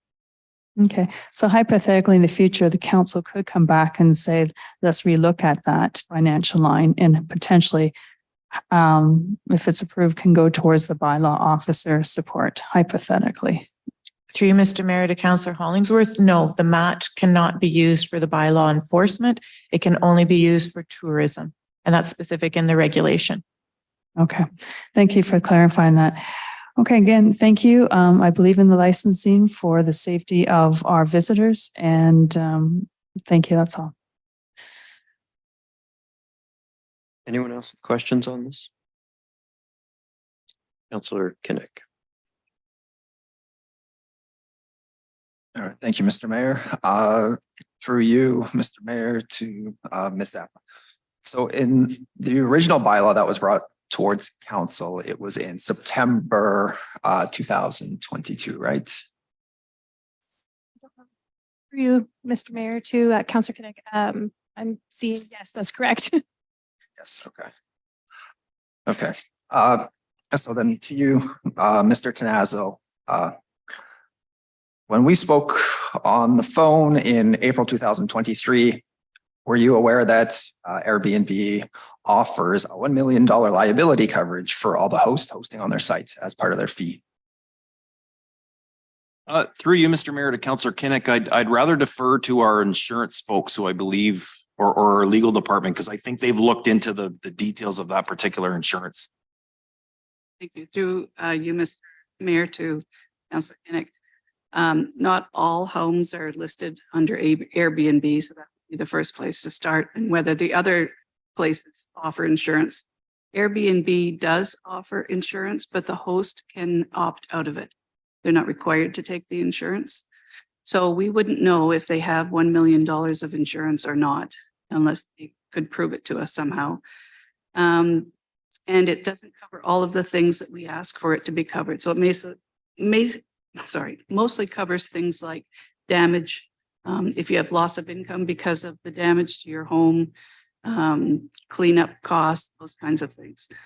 So it wouldn't cover enough. And $1 million wouldn't be enough for most of the claims that might come if somebody were hurt or died on your in your facility, or got caught in a fire and wasn't able to get out of because it's not fire code corrected, that kind of thing.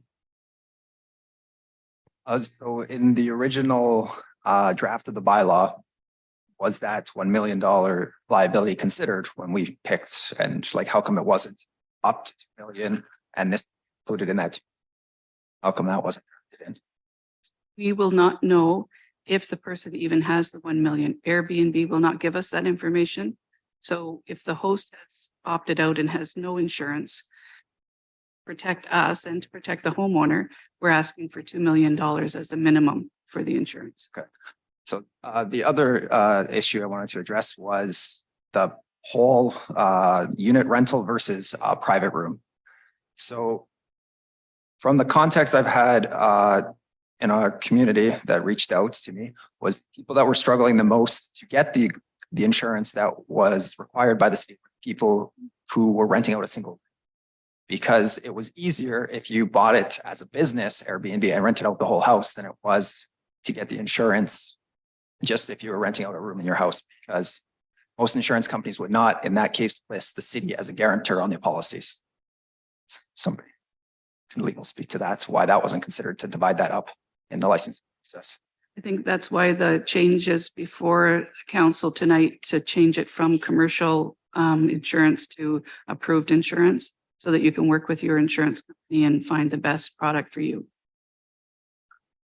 So also just to follow up with that, when a constituent reached out, I have my house insurance at Northern Insurance, like a lot of Suites do. I reached out to my broker and asked her if she would be able to find an insurance plan if I wanted to open or host Airbnb that satisfied our bylaw requirements. And I had my home and auto bundled. And because I had my home and auto bundled and the way the bylaw was written, none of the insurance or companies they worked with at that brokerage was able to give me a policy. So I would have to switch all my insurance over. So.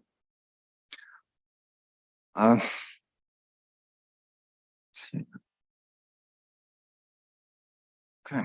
So was that looked into when we did the bylaw at all? How this, the requirement of the bylaw affected individual cases, or have we attempted to reach out to insurance companies to ask if broker agents, would this be easy to get the insurance? Would it impede to get the insurance? Would it favor business of full unit rentals versus a bedroom rental in a primary residence? Perhaps I've got the risk manager here who has the background in the insurance. Maybe I could ask her if she could give some assistance. To Councillor Kinnick.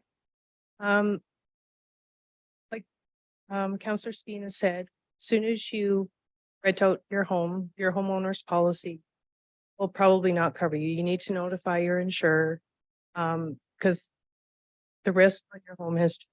It is now an income property, and they will probably not provide with the insurance that we are asking for. What has to happen is you'll have to go and get a specialty insurance on top of your policy and pay extra for it, obviously, unfortunately, but then at least you're protected. So my comment to that is, in this environment that we are right now with rising interest rates, many people got, renewed mortgages at surprise rates. They're scrambling to make up money, so banks don't close the house. We had one constituent who was a senior on a fixed income. they were renting Airbnb as an extra room to make up some money. They had the correct insurance with their insurance company, but the insurance they were covered under was not accepted by the city, so they had to shut down their Airbnb. Councillor, I understand that you're trying to identify problems with the insurance requirement.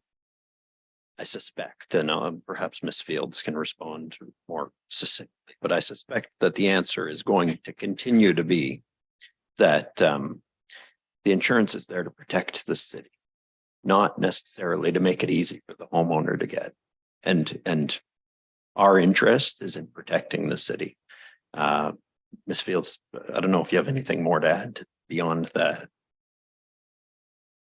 I would only add that these are recommendations from our insurance company as well. And if we keep sending the message that we're willing to take more risk, it will eventually affect our premiums, as we will appear to our insurance company as willing to take on higher risk than we really are. So the $2 million, although it may be difficult for some people to obtain that, they may have to go to different insurance companies to get some assistance. I know Ms. Olar has also had people call her and she's helped them with with speaking with other people. So there are places out there to obtain it. It just means you have to look for it.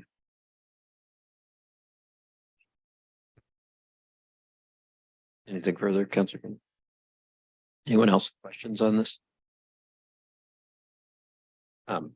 Before we get to Councillor Kinnick's postponement, if that's how he intends to proceed, I'd just like to provide my thoughts on short rental bylaw.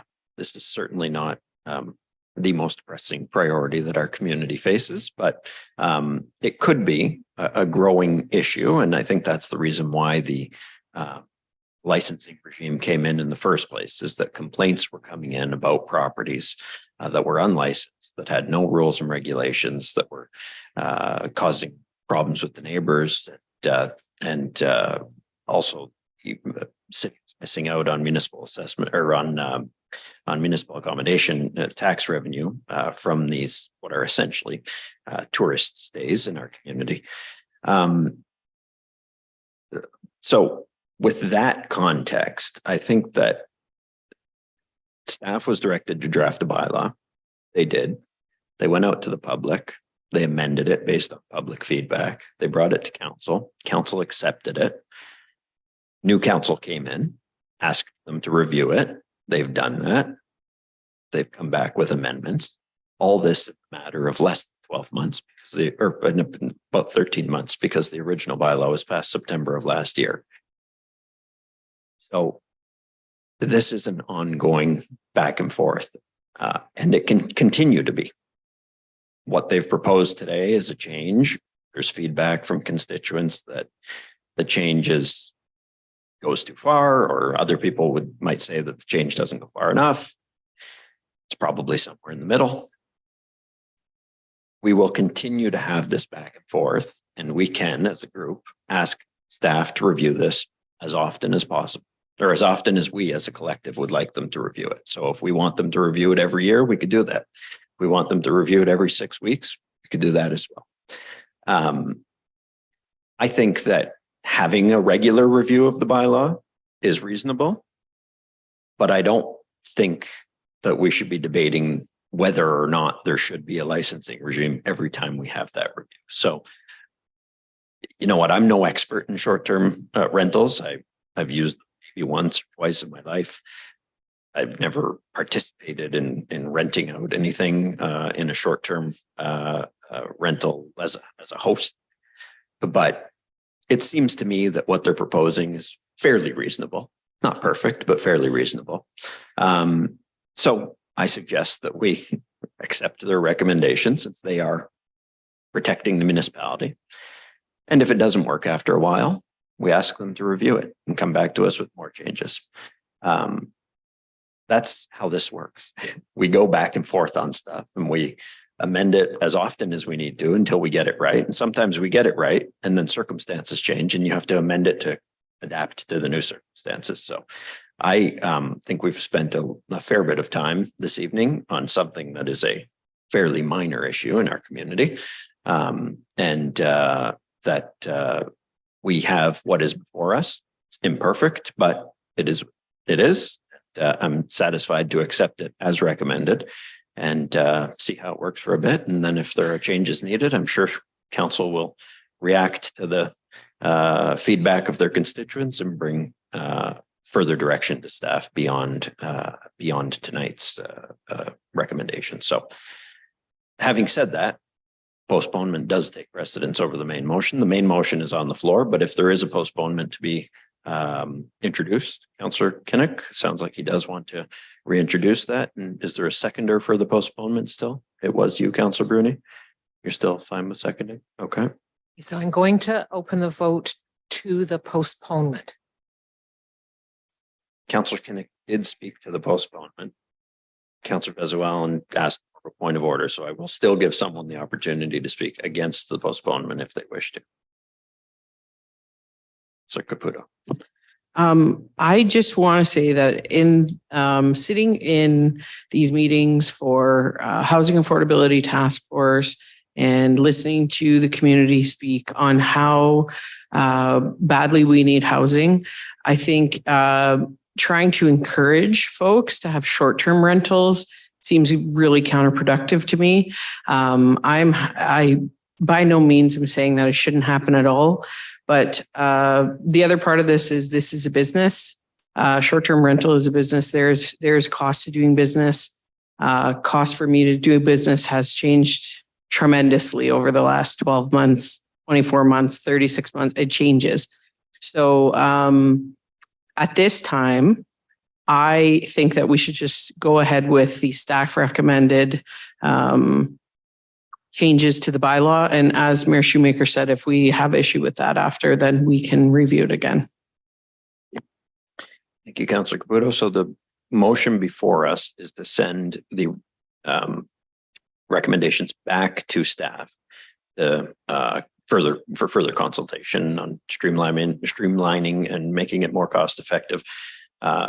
Madam Clerk has read the motion to postpone. So we'll take a vote on the postponement. All those in favor of the postponement? 3. Any opposed? That fails, which brings us back to the main motion, which is the staff recommendation. So I would just, I've got Councillors Bruni, Kinnock, and Scott in favor of a postponement. I have Councillor Gardy now absent, and I have Mayor Shoemaker, Hollingsworth, Spina, Dufour, Vezo-Allen, Caputo, and Segurdo opposed to the postponement. That's right. On the staff motion, we've got Councillor Dufour has a question. Yeah, Mr. Mayor, through you to Mr. White, a vote in favor of the staff motion as it reads currently is not necessarily a vote in favor of a proactive enforcement regimen. Am I understanding that correctly? A vote tonight on the staff motion is what's listed in the motion itself, which would be then enacted in the bylaw. Okay, and so amendments to the bylaw. Yeah, and then a move from a reactive to a proactive STR enforcement regimen would be the subject of a future council report in early 2024. That would be my take on it, Councillor Dufour. Okay. I think as the court notes, there's still a few moving pieces to have effective enforcement, including utilize third party to assess addresses for all the listings that we find on the various platforms. Understood and appreciated. Thank you. Councillor Hollingsworth and as well. I just want to make a comment and commend the staff for just reworking the wording to use the word adequate and to understand why commercial may not have been the right word. So I just want to say thank you to the staff to just tweak it a little bit. That's all. Thank you, Councillor Hollingsworth. Councillor Vesuelen. Just echoing Councillor Hollingsworth, they don't need to have commercial insurance. It's adequate. And I know that Madison staff have been working with everyone. And we need to protect the folks that own the STRs, the folks that are staying in the STRs in our community. And it is really important to have that municipal license and number on the advertising. I look for that. So I want to thank Madison and Karen and everyone to working together to make this just safe for everyone and transparent and clear. So I support this 100%. Any other questions or comments? Seeing none, we can have a vote on the staff recommendation that has been read. Correct, Madam Clerk? All in favor? Any opposed? That carries. So that carries a vote of 9-1 with Councillor Kinnock voting in the negative and Councillor Gardy not being present. That will bring us to agenda item 7.8, which is separated from consent because of Councillor Spina's conflict. It's a motion by Councillors Kinnock and Zagordo resolved that the report of the manager of purchasing dated October 10, 2023 concerning special event security services be received and that Northeast Regional Security Services be selected for provision of services commencing November 1, 2023 for a period of 3 years with a renewal option of up to 2 additional years. Any questions on this report, Council? Seeing none, we can have a vote on the matter. All in favor? Any opposed? That carries.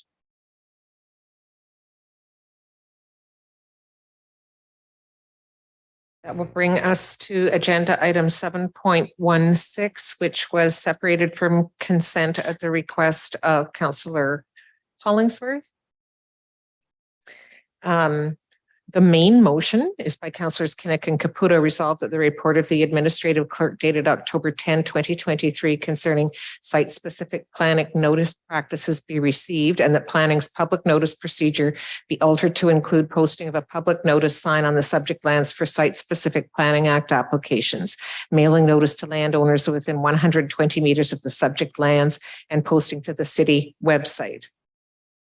The alteration would take effect for site-specific planning applications in the spring of 2024. I also have an amendment moved by Councillors Hollingsworth and Spina. So it is asking that the words and that planning's public notice procedure be altered to include posting of a public notice sign on subject lands for site-specific planning applications, mailing notice to landowners within 120 meters of the subject lands, and posting to the city's website be removed and replaced with the following. So accepting the report and that the matter be referred to staff to report back to council regarding potential methods of online media advertising by the end of January 2024.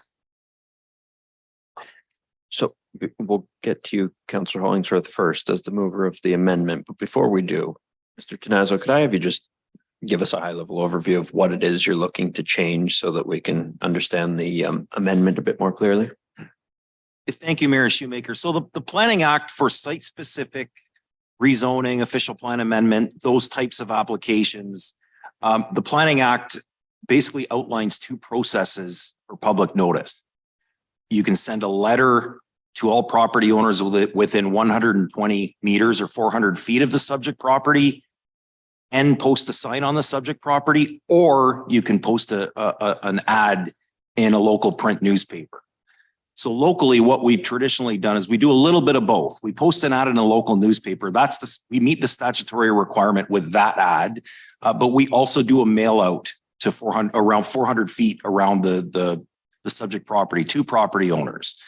We've certainly heard over the years that obviously when you're doing that mail out, which is really the more direct notice that we're doing, there's always going to be somebody that's in, somebody that's out. Oftentimes, again, we're sending it to property owners, not tenants. So we've also had situations where tenants don't necessarily get the notice. So what we want to do on a go forward basis is we'll continue to send the letter out to all property owners, but also post a pretty substantial sign on the property. And again, the thought here is that you know, if you're in the area, you're going to see the sign. The sign's going to have the required information on it. It's going to have, you know, a QR code that you can get more information, and that will create the buzz throughout the neighborhood that there's an application happening. And in turn, you intend to drop the publishing in the local media. Through you, Mr. Mayor, or to you, Mr. Mayor, that is correct. That's the significant change. Okay. Councillor Hollingsworth, your proposed amendment. I'll let you speak to it. Thank you. I'm always glad you're looking at new ways to do it. Basically, just getting to the punchline, I just want to start by saying staff have been doing a great job in the last few years going out to the public, getting public input. You know, examples, you know, shout out to Tessa and many staff for improving the way that we do the budgets, the budget tools, how we had, you know, the seminar open house at the Bush Play Museum. And kudos to all staff for having open houses on proposed amenities or proposed changes to projects and so forth, like the Queen's Street and so forth. So we have been working really hard to gain public input on various projects, various processes. So well done. What I'm getting at with this is that I'm happy to see that there's going to be a large poster or whatever sign and so forth. And I'm happy to see that notices are going to be still mailed out. What I'm concerned about is that we still have a portion of our community of people that work out of town in the mines, as example, where they're gone for a period of time. We have people that work, for instance, at the Ministry of Natural Resources that are out fighting fires around Canada, that are away from their neighborhood, they're away from their house. And many of these people and many other people that work out of town that are gone for weeks depend on our local media to keep them informed on what's going on in the community.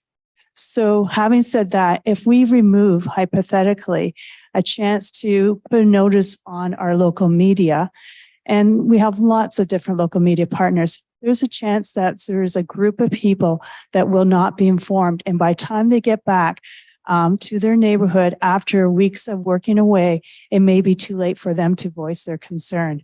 So again, up to this point, we've been very good at asking for public input.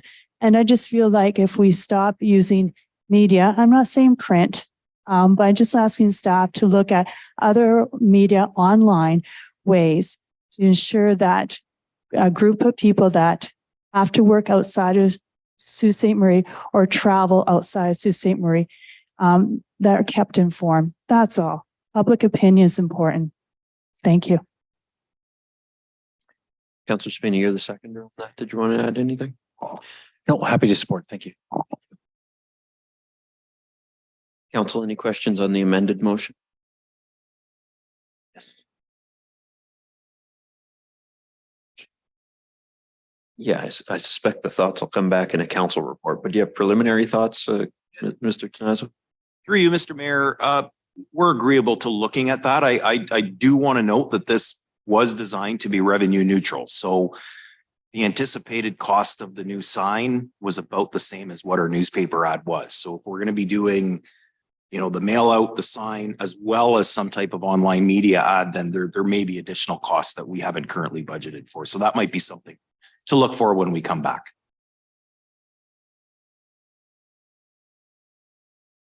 Anything further, Councillor Britton?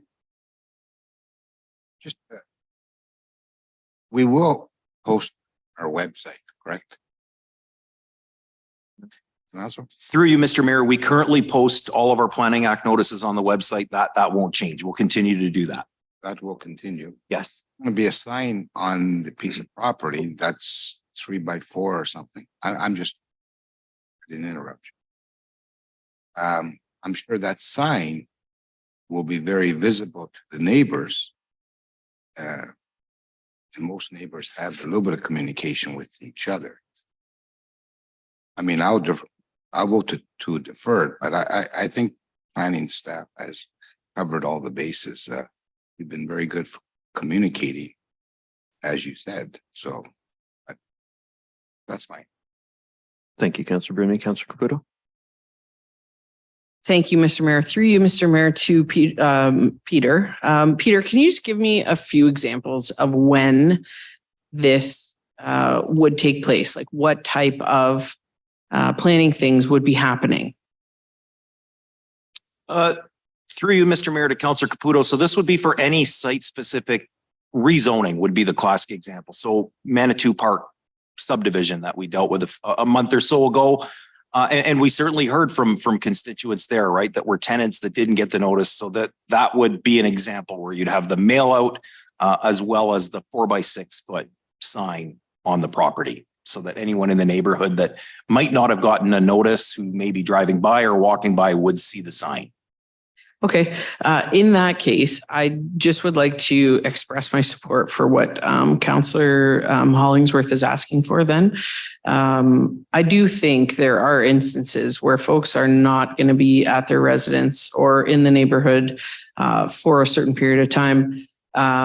Also, if something was happening within 400 feet of my house, I don't always, drive right through all the neighborhoods to be able to see a sign.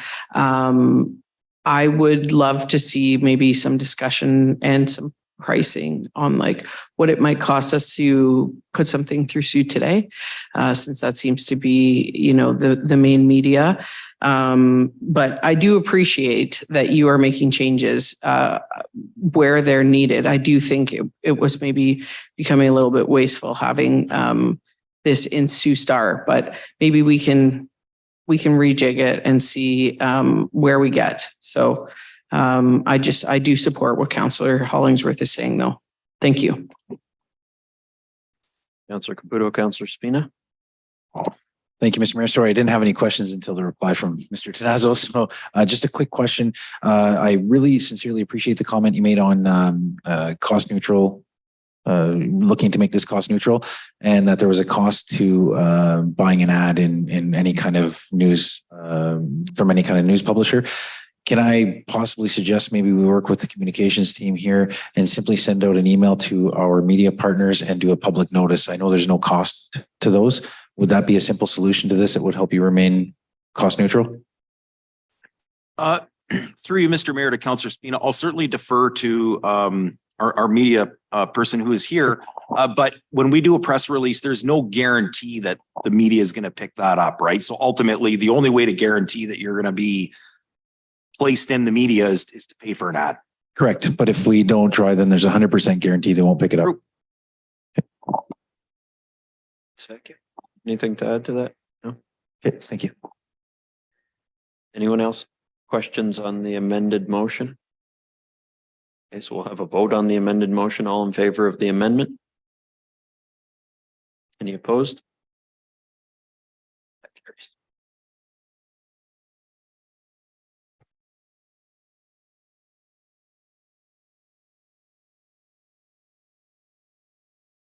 So you were in favor? Okay. So I have councillors Dufour, Sicordi, Socordo, I'm sorry, and Bruni. I was making that a combined member of council. I've got those three members against the amendment, and Mayor Shoemaker, Councillors Hollingsworth, Spina, Vezo-Allen, Caputo, Kinnock, and Scott in favor. And Councillor Cardy is absent. So that carries. Madam Clerk. That will take us to agenda item 8.3.2, the Gateway Property Development Sale. Councillor Zagordos can the chair for this.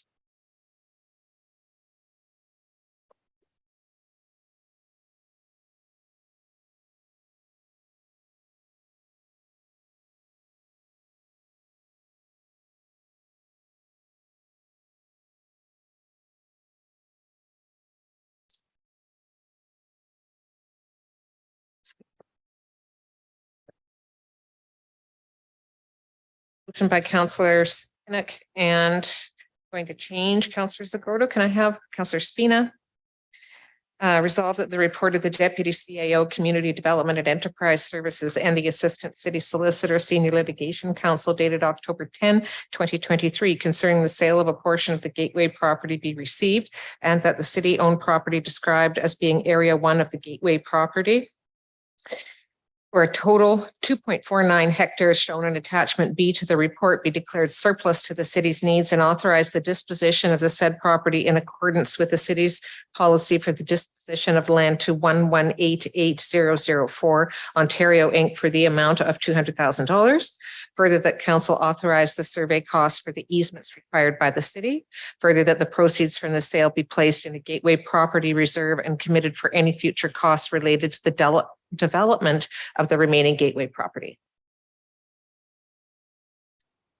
Comments, Councillor Kinnick? No. Mr. Speaker, any comments or anything? Any questions? Councillor Bruni? Thank you. Question to Mr. Vera. Mr. Vera, I received several emails and a couple phone calls regarding the process for the property to be sold. So the question is, questions are, did it go up for tender? Was the public notified? Has it been listed? I know the answers, but I want you to kind of go through the process so the viewers, taxpayers, will get a full understanding that we are transparent and we follow the proper procedure for to sell a piece of property. Thank you. Through you, Mr. Acting Mayor, to Councillor Bruni. Just by way of background, in December 2002, this property was declared surplus by council with a bylaw. An appraisal then took place in 2003, and the city advertised proposals from the development to develop the Gateway site. In April 2005, Legacy Quest Developments submitted a development strategy that was Borealis Gateway. Agreements were entered into, however, the development wasn't concluded. In 2008, the Economic Development Corporation established a special task force to look at tourism for the Gateway site. And there was a public call for proposals. The city received 37 proposals. None of those proposals resulted in a development. A Gateway committee was then struck involving city staff and councillors and members of the EDC, and the committee again marketed these lands. In 2013, there was another developer proposal that was received, referred to as Destination North. Council passed a resolution in 2013 to accept the proposal and develop the project. Again, this project wasn't successful in coming to a conclusion. In 2015, another developer proposed the Canal Village Development Corporation, expressed interest. Again, council passed a resolution to authorize staff to negotiate with the CVDC, and that project did not proceed past that point. And then in 2019, City Council entered into an MOU with the Boating Urban Indigenous Committee, consisting of Nichkiwin Homes, the Sault Ste. Marie Indigenous Friendship Center, Wabanong Head Start, and the Ontario Aboriginal Housing Support Services Corporation. That project did not move forward. So I go through that history just to say there's been a long public process in promoting this land for sale from the city. Certainly, our staff has worked over the past few years to provide information out to anyone who's interested in the site and developed one-pagers in order to market that site. And so with the property being declared surplus, we feel it was well known that this property has been available for sale and open for any developers to come forward and make proposals to the city. And that's what happened in this case. Thank you, Mr. Mayor, for a very detailed report on the history of the property. I just have one question regarding the component side. Recreation activities. What recreation activities will occur there? Through you, Mr. Acting Mayor, to Councillor Bruni, the proponent is looking at a number of different potential activities for the site. At this point in time, we don't have the final determination on what those activities would be, but they would be family-friendly activities for the community and tourists to take part in. Okay, thank you. Thank you very much. I'm very excited. It's something that has come through. And I thank Mr. Porco for coming forward with a vision, and hopefully within 3 years, I'll have it completed. Thank you, Councillor Bruni. Councillor Rizzo-Allen.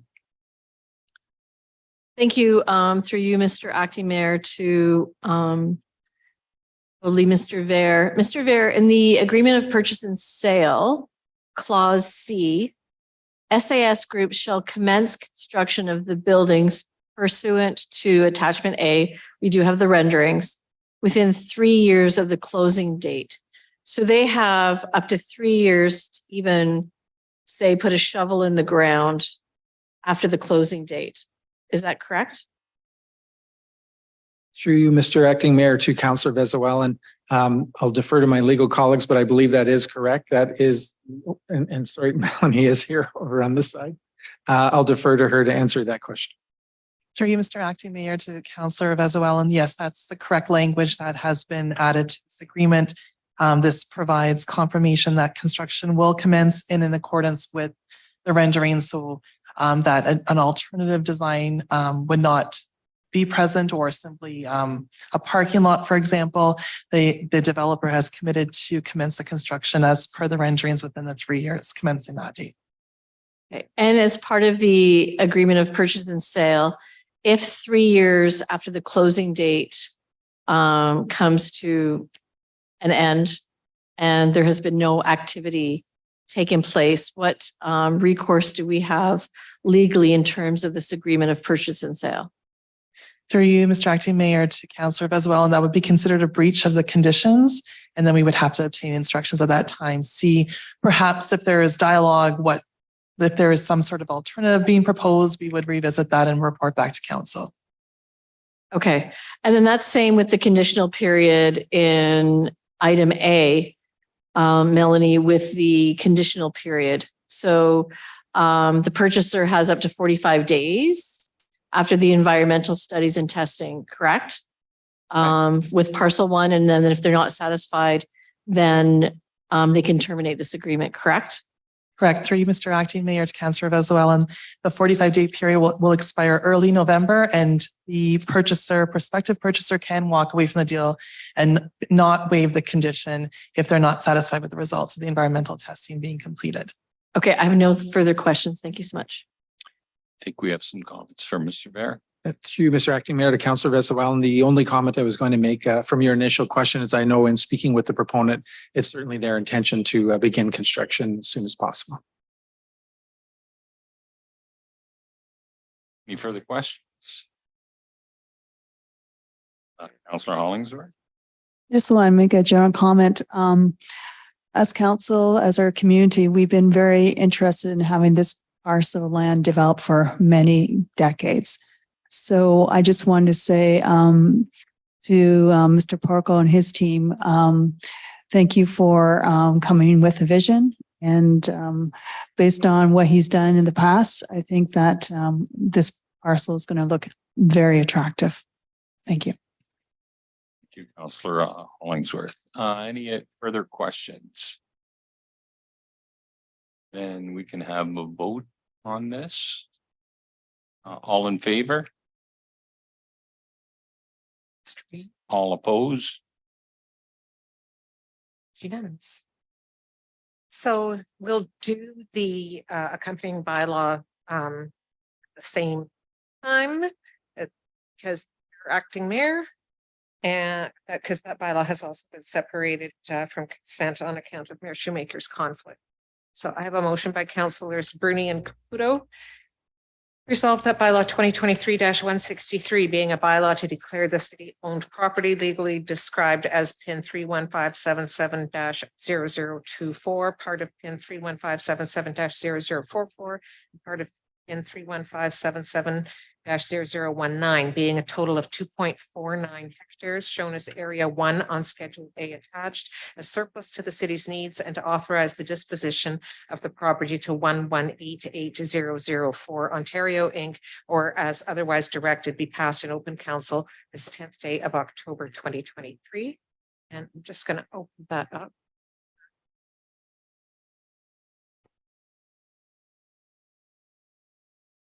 All in favor? All opposed?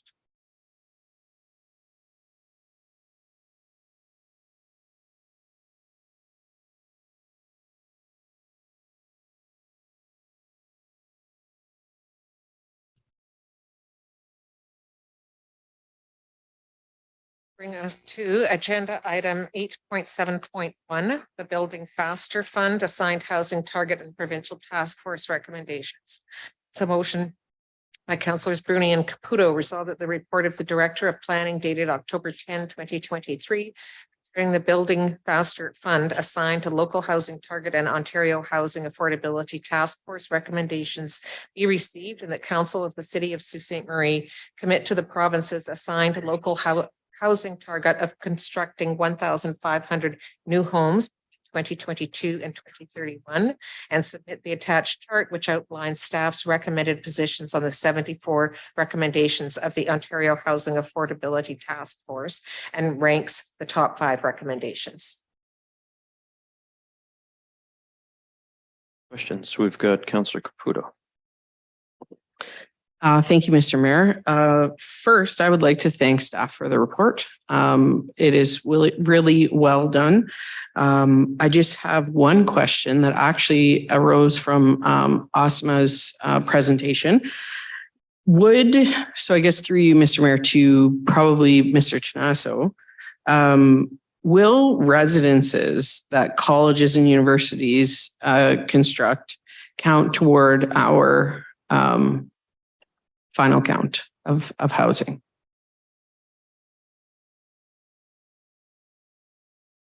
Through you, Mayor Shoemaker, to Councillor Caputo, those are details that we're still trying to work out with the province. So we're not sure that supportive units such as seniors nursing home units would count. We're not even sure if some deeply subsidized units would count. So we're still working through those details with the province. Okay, thank you. There's just one piece that I want to clarify that was not included in this report. The agreeing to the Building Faster Fund also is going to set in motion strong mayor powers for currently Mayor Shoemaker. And I think that it's really important that our council has a discussion about that. What the province is asking for here is not our approval. It is just Mayor Shoemaker's, from my understanding. And in my opinion, at this point, the province seems to be asking us what our price is to sell off a large piece of our democracy. Now, that makes me just really uncomfortable. I think that we're voted in as mayor and council for a reason. There are 11 of us. And that's not to say that I don't trust Mayor Shoemaker. It is more to say I actually feel bad for him having to sort of, I feel like it's like drinking from the poison chalice a little bit. So I don't know if there's a way. I guess I'll just ask through you to you. I don't know. Is there a way, or maybe to our CAO, is there a way to continue to be a part of the Building Faster Fund without accepting strong mayor powers? I believe that, and the CAO can add to this. First off, the report that's on your agenda comes from staff. And so you're right that the letter was addressed to me, asked me to develop the priorities, asked me to commit to the 1,500 unit housing pledge. That's not what I intend to do, and that's not my goal. And that's why the report comes from staff, because they are the experts on this. They know what the priorities are to get housing developed faster.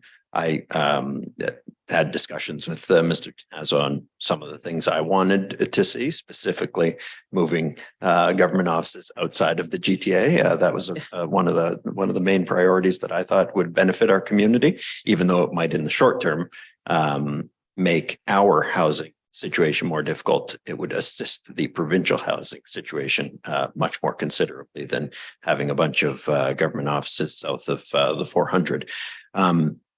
Whether or not we can access the Building Faster Fund and not accept the strong mayor powers, something that staff is trying to determine. We're not sure. And so we have to commit to the housing number by October 15th. The strong mayor legislation does not come into effect, or the regulation, I should say, seemingly until the end of October. And so there will be further staff report on the new legislative changes at the next meeting, which is October 30th. So a day or two before the regulations come into force. If we can access it without committing to the regulatory changes, that's our preference.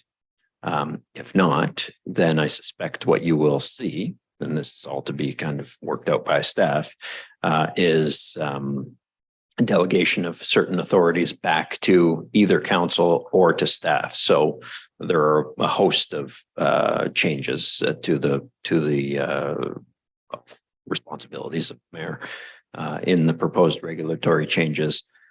Hiring and firing of the CAO and directing senior staff are two of them, which I have no interest in. That's the CAO's job to direct and hire and fire senior staff. And it is council's responsibility to hire and fire the CAO. Wading into that has a fraught history in our community, and I don't intend to step into that fraught history. As well as other delegations back to council or back to committees, like appointing chairs of certain committees. That is all done at the committee level currently, and I expect will continue to happen at the committee level. Certain changes, it appears, cannot be delegated out of. So, for example, the regulatory changes require the mayor to present the budget. I'm not an accountant, and I have no financial expertise, and I don't plan on becoming an accountant. So while it might technically be my obligation to present to you the budget, it will quickly be passed off to the CFO and the manager of budgets to do the actual work and present it to you in my name. If we do have to accept the legislative changes to access the Building Faster Fund. So I expect and intend that whatever can be delegated back will be delegated back, and whatever can't be will proceed in the same way under my name, but with the same process that we used yesterday happening tomorrow. Did I miss anything, Mr. CEO? No, Mr. Mayor, I think as the mayor has stated, you will have a report before you at the next meeting, which will lay out how we're going to handle things. As the mayor stated, be our preference to continue on with housing, which we see as a priority without having to have anything to do with the strong mayor powers part of the legislation. It may be that we're not able to separate ourselves from that, so we have to have come up with a means to work around it. The overall guidance, certainly from what I've heard from the mayor, is that he wants things to remain working as they always have had with the council's full involvement. So we will find a way to paper that over so that we can continue that. Thank you. I appreciate that response from you. In the event that a mayor was not agreeable to the way that Mayor Shoemaker is his line of thinking, they would ultimately override you. Is that correct? And they could do kind of whatever they wanted. Through you, Mr. Mayor, to Councillor Caputo. In theory, yes. Without a lot more detail, what I would suggest to you, though, is that I'm sure Mayor Shoemaker has full intentions of continuing to fulfill his term in this present term of council. And I think the landscape regarding strong mayor powers will be significantly changed in 2 or 3 years when this term ends. And I'll just add to that, from everything I've read, it appears that by 2/3 majority, council can essentially overrule any decisions that mayor chooses to make on their own without the input of council. So that I suspect that would not be a hard bar to cross or a threshold to reach in this council, or probably in any other council, if a mayor went rogue and started doing things that council did not agree with. Okay, so I just think that this provincial government is throwing these strong mayor powers out and sort of forcing our hand. And I just really want to be on record to say that I don't like it. I am for development. I'm for affordable housing and the further growth of Sault Ste. Marie, but I'm really cautious about putting all of the power into the hands of one person. And I really don't understand the correlation between pledging to build housing and giving strong mayor powers. I really think that one can exist without the other. I worry that what if this provincial government decided to change their mind on the amount of money that's coming out, or that we are just like a small municipality. In this report, I think it says we're 0.0 or 0.1%. What if they just decide that we don't get any anymore? The scraps and the crumbs are we don't have any. They give it all to Toronto or whatever, which I could definitely see happen, but we're still left with this strong mayor thing that could continue. Yeah, I think it just makes me nervous. So the other point I want to make is that if we took this funding and divided it equally among these 1,500 new starts that they want us to build, this would only incentivize each unit for $800. So it's really not even a lot of money. I know it sounds like a lot of money. What is our price on democracy? That's, I think, the question that I'm asking. I realize when we're talking $1.2 million, 400,000 over the years, trying to incentivize housing, it all sounds very good. I don't know how it makes me feel. So I'm just going to leave that out there, and I will let the rest of council discuss. Thank you for letting me speak. Councillor Dufour. Thanks, Mr. Mayor. I have quite a few questions on the report, but I guess I did want to take maybe a brief moment just to respond to some of the issues that Councillor Caputo brought up. I think her read of the political situation is accurate. I don't think that I really don't think very many people, quite frankly, do see a link between strong mayor powers and building more houses, because mayors don't build houses. It's not that complicated, but that said, I do think that upper tiers of government do have a significant vested interest in pinning as much of the housing crisis on the municipal government as possible. I think that municipal governments, in general have maybe a little bit less experience than upper tiers of government. We have less resources at our disposal politically than upper tiers of government do. None of us have a political party behind us helping us with messaging or anything like that. And so there is a structural incentive for as much of this to become a municipal issue as possible. And I think it's important the community recognize that. That said, I think it's equally important for municipal governments, with our fiscal situation being that property taxes do not rise with inflation, and they're the only form of taxation that doesn't.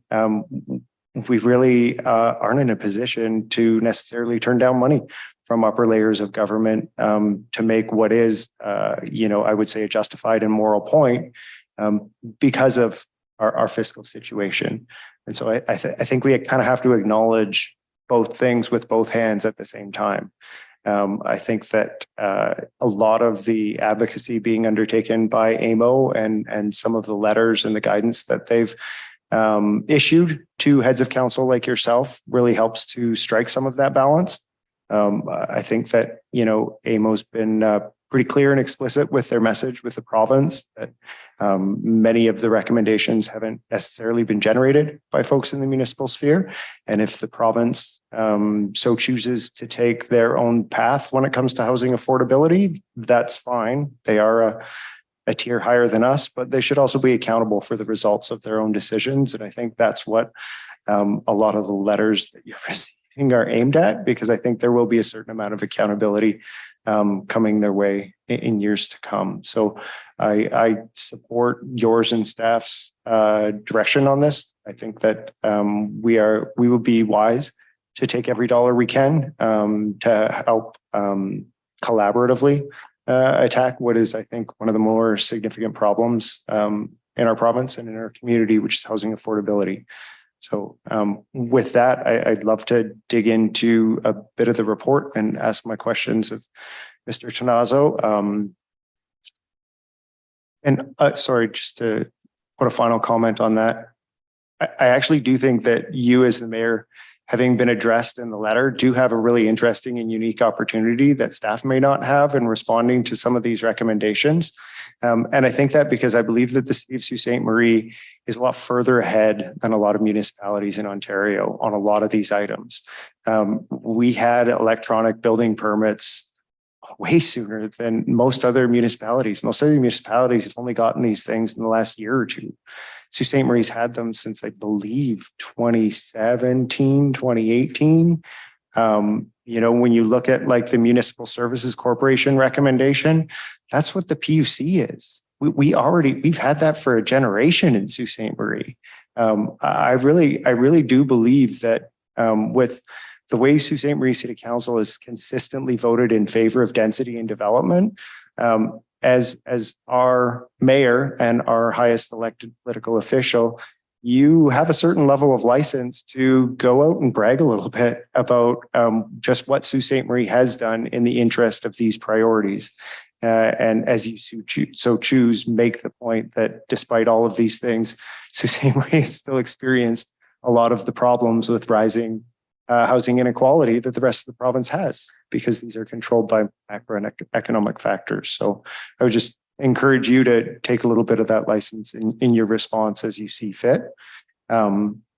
My question for Peter has to do with the ranking of recommendations from staff from the Housing Affordability Task Force that the province initiated. I saw that Peter, your third ranking encompasses 3 different recommendations from the task force. Would you consider, or was there any consideration given to under number 2, you put the provincial and federal loan guarantees for purpose-built rental, affordable rental, and affordable ownership, which I think is great.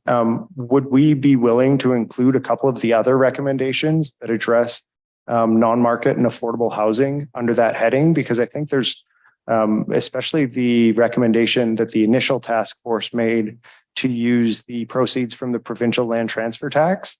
I think that is a really, really compelling recommendation from the task force, and maybe not one the province is super interested to hear a lot more about, but I think it really belongs somewhere in that top 5. And I was wondering if you guys considered that. Through you, Mr. Mayor, to Councillor DeFore. Yeah, there's a lot of, it was difficult to rank is really the only way to say that. So kind of cheated with number 3 by ranking 3 of them.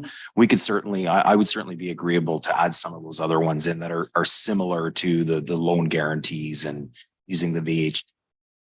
Certainly we can add that. Thanks, Mr. Tanazo. I think that's one of the most critical points that I think municipalities can be making. Non-market housing is properly funded by the federal and provincial governments for years and years and years, and the lack of investment in that area is a key driver in the housing affordability challenges that we're seeing, and I'd just like to see that highlighted. That said, it was also interesting, Peter, that your ranking from your staff directly correlated with the rankings that AMO staff also issued in their letters to council. So good to see everyone's pulling in the same direction. That's all my questions and comments. Thanks, Mr. Mayor. Thank you, Councillor Dufour. Councillor Scott. Thank you, Mr. Mayor. I have a clarifying question. You said in everything that you've read, councils can override with the stronger mayor powers. That's a 2/3 vote, right? Was it 2/3? Is that what it is? Yeah, and I'm just saying that that's what I've read. Yeah. I just wanted to clarify. So from what you've read, did you come across on like anything that mentions, so if you were to hire a new CAO under your own power, could council reverse that if we had 7 votes? Or is that one of the things where it's just, that's the mayor's decision? Do you know? Sorry, I just wanted to know. I haven't read anything about that.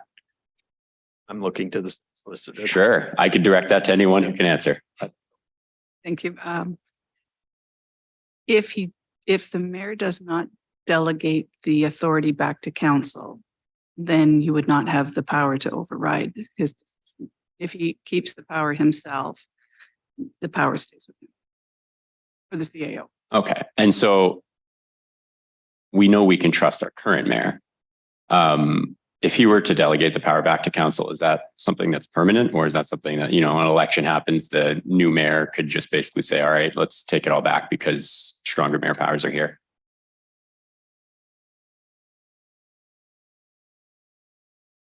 Through you, Mr. Mayor, to Councillor Scott, as I mentioned previously to Councillor Caputo, that's sometime in the distance. I would suspect, based on my experience, the landscape surrounding stronger mayor powers will have changed significantly in that time, if only based on the experience of strong mayor powers being utilized throughout the province over those 2 years. There will be a lot more clarity over the next year or two as these powers are unfold and different communities take different approaches to utilizing them. I think you can only really concentrate on the here and now. And you've heard what Mayor Shoemaker has said, and you see that a strong indication of that tonight, because this is the mayor's directed that a staff report come forward and council passes the resolution making the commitment to the housing targets. That is what's before you. I appreciate the answers to that. Just a quick comment. I'm a little uneasy as well. I don't know that I could support something without having the full information in front of me. As much as we love to have this, as much as we need this, I'm a little bit unsure and uncertain just what the future holds. So, thank you. Thank you, Councillor Scott. Councillor Vesuelen. Thank you. Through you, Mr. Mayor. First, I just want to relate to my colleagues that the letter is making us eligible for the Housing Affordability Task Force, and we have to respond by October 16th, or it disqualifies us. And it doesn't say anything in the letter from the housing minister about your powers, be there or not be there. It's just ahead of council, and it talks about this report. And if we don't submit the 74 questions that staff has diligently answered, we don't get any money, regardless of what your powers may or may not be. That really has no bearing. Peter, I do have a comment though, and a recommendation.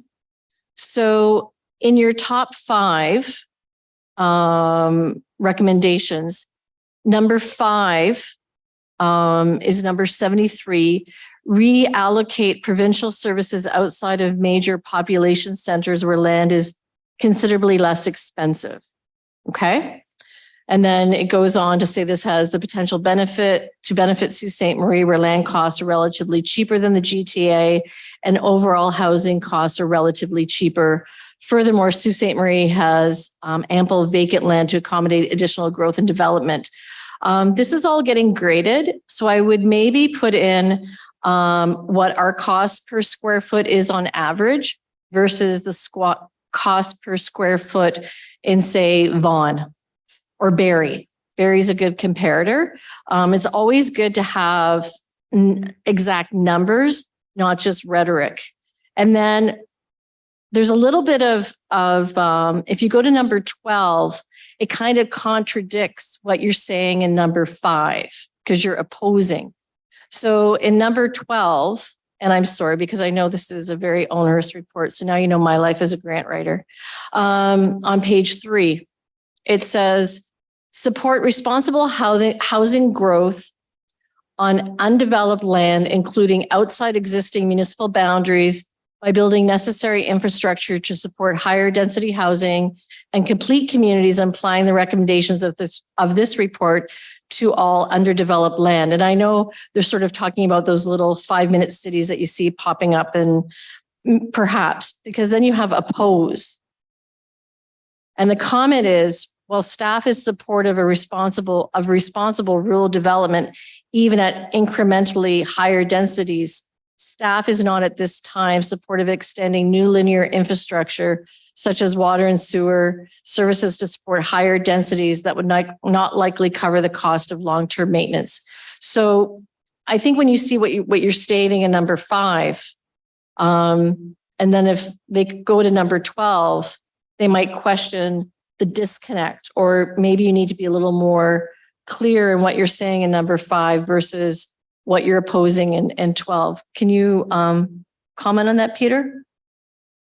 Yeah, through you, Mr. Mayor, to Councillor Vezoel. And so looking at number 12, the view that I took, and when you look at the context of that report, and to me, I looked at that really as opening up lands in our rural area. And while we support limited or responsible rural development, we don't want to go and put a 8-story apartment building out in our rural area either, because we don't think that that's a wise use of our resources. And we really want to be careful about including or adding new linear infrastructure where we're not going to have the density to support the long-term cost of that. And furthermore, we feel that we have enough land within our urban settlement area to accommodate the growth. So I really looked at this as more of an urban and a rural piece in terms of number 12. So what I would do with 5 under number 73 is I would say word land, urban land, because you just have land and a relative. So I think there needs to be just a little more clarity of language. I would recommend under number 5, under our top 5, because then the reviewer may look at 12 and say that you're sort of contradicting. So I definitely would in number 5 include what that land is. Okay. Recommendation, and add in those average square footage costs for, a average home, not a, custom home. So I would do that, and then maybe take a look to ensure, and I know it's painful, to look at your top 5 and make sure that there aren't any other opposing. Look at all your opposing recommendations and make sure that they don't align with what you're saying that you're going to do. But I mean, I know that this was a lot of work and not a big timeline, and yeah, excellent job. Those are my only 2 edits that I would make, and I don't have any other questions. Thank you, Councillor Vezoel. And Councillor Hollingsworth. Thank you through you, Mayor, to Mr. Tanazzo. I just want to say that I'm happy to see under your recommendations under HFT item 3, increased funding to support post-secondary education and trades and so forth, so forth. So I just basically, it's more of a comment to say I'm really happy since that is such a challenge here in Northern Ontario and basically elsewhere. Here, I do have a question for Mr. Tanazzo, and I don't know if this is an appropriate question, but you can let me know if it is or not. This is all about affordable housing, which is so important for us. Affordable housing touches all walks of life. In your recommendations or anything that you've read in the proposed legislation, is there anything specific to affordable housing as geared towards those adults with developmental disabilities? There's so many times that we are missing the boat on this group of people that can still live on their own. However, they still need special housing that is geared towards their needs. They're still independent, but they still have certain needs. Through you, Mayor Shoemaker, to Councillor Hollingsworth, absolutely. Everything that a lot of what we're reading is that, the issue is more acute when you get to supportive housing. At the end of the day, my understanding is the Building Faster Fund primarily relates to just housing supply across the board. That's not to say that there might not be deeper subsidies or other things that could be made available for supportive units, but it's really looking at housing across the board and across the entire spectrum. Okay, and that's fair. And I know that you and your team are very wise to that. And I know that at every opportunity, you're always going to fight for that particular group. So thank you. Thank you, Councillor Hollingsworth. Any other questions on this report? Okay, seeing none. Yeah. So, thank you. Through you, Mr. Mayor, to CAO White. If we accept this, can you just outline exactly what we're accepting and what we're maybe not? Through you, Mr. Mayor, to Councillor Caputo, in simple terms, you're committing to meet the provincial housing target that the province has set out, and therefore aligning us eligibility for additional funding should we meet a range of targets to those budgets. That's So committing to this does not commit us at all in any way to accepting strong mayor. no, that will, Okay. well, that's probably too facile an answer. The legislation links it, the regulation under it. However, as we've mentioned, we are looking and discussing things with the province of seeing if what we do tonight with the provincial housing targets can be separated from the strong mayor aspects of the legislation. We will have a fulsome report on that at the next council meeting. But what we can do, and there is Mr. Tanaz was found out through the development of this report, and as we found out on the strong mayor side, we don't have all the details on both matters yet, and all the definition, and the province not prepared to provide those yet. So we're in, while we're dealing with what we have before us, there is a bit of a vacuum, the details as well. Okay. But perhaps if I can take the flip side of the coin, if we don't accept this, we become ineligible for the Build Faster Fund. That's I think the decision that's before us tonight. If we don't submit the commitment to achieve or attain or try to achieve or attain the 1,500 housing units, we will lose eligibility to the Build Faster Fund. The impacts of the strong mayor changes, I think, remain to be seen, to be frank. And I think even once the regulation is in place, remain to be seen. But it is certainly my intention to continue on council's processes in the way that they have been conducted since I've been here and beyond. Okay, it's just a difficult thing to gauge, because as we have discussed, and as everyone in this room knows, you will not always be sitting there. So it's tough. But thank you for answering my questions as best as you can. I appreciate it. So when does this have to go forward to the province for us to be included? Friday. Okay. Cool. Just one last final quick question. Theoretically, could the province not just give us the stronger mayor power anyways? Like say, Sault Ste. Marie, you have it now, that's it, too bad? Yes, they've got the power to do that. Why they haven't just chosen to implement it, they've seemingly tied it to this housing funding. Yes. Which I think Councillor Caputo, Councillor Dufour, AMO, everybody has noted makes very little sense. It's clearly an attempt to say, you wanted this. Yes. And not, we wanted to give this to you. Yeah, it's their way to put the blame onto us. Okay. But there is nothing stopping them saying, you know what?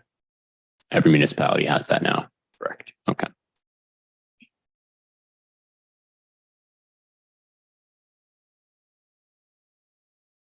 We don't know. Been waiting.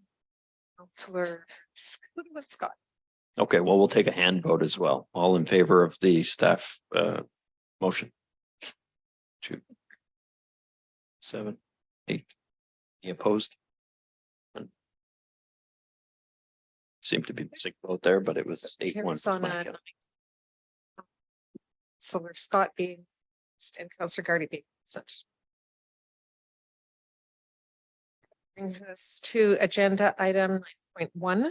Hope's Cradle. It's a motion by Councillors Caputo and Bezo-Allen, whereas a person may choose to bring their pregnancy to term, but may not be willing or able to care for the child due to extenuating circumstances that may include, but are not limited to, poverty or financial hardship, gender-based violence, involvement in human trafficking, struggles with mental health and or addiction, religious and or social stigma, sexual violence such as rape or incest, and whereas these factors also contribute to individuals being unable to access services within the system, such as abortion or adoption.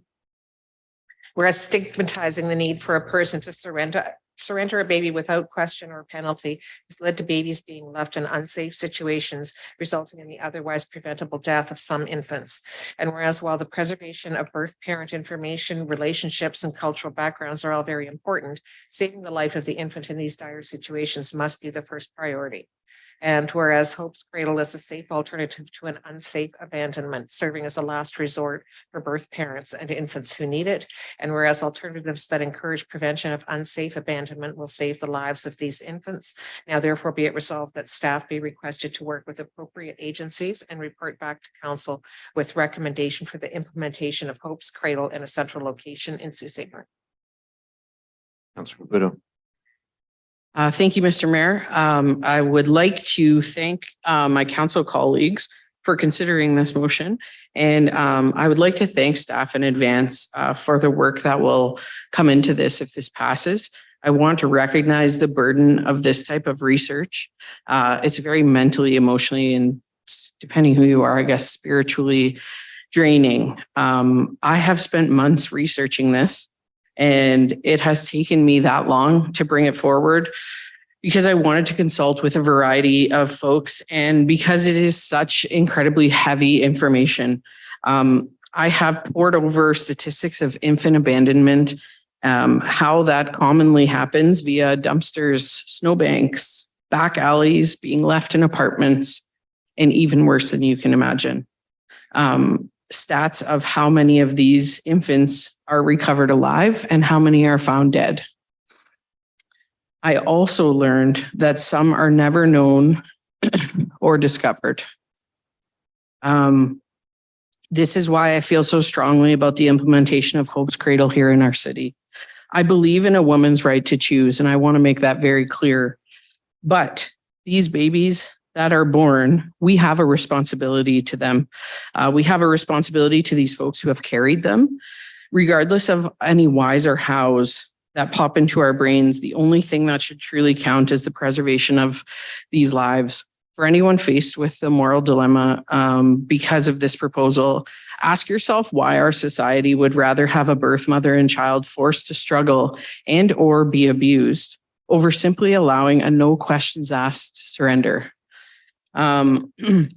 Hope's Cradle is a safe alternative to an unsafe abandonment, and that's it. That's where the conversation should end. We would be giving these folks a judgment-free way to surrender infants to the care of child service professionals, regardless of their mental health, whether or not they have identification, any factor. Provided that the baby shows no signs of physical harm, there will be zero repercussions for the person who chose this very safe option.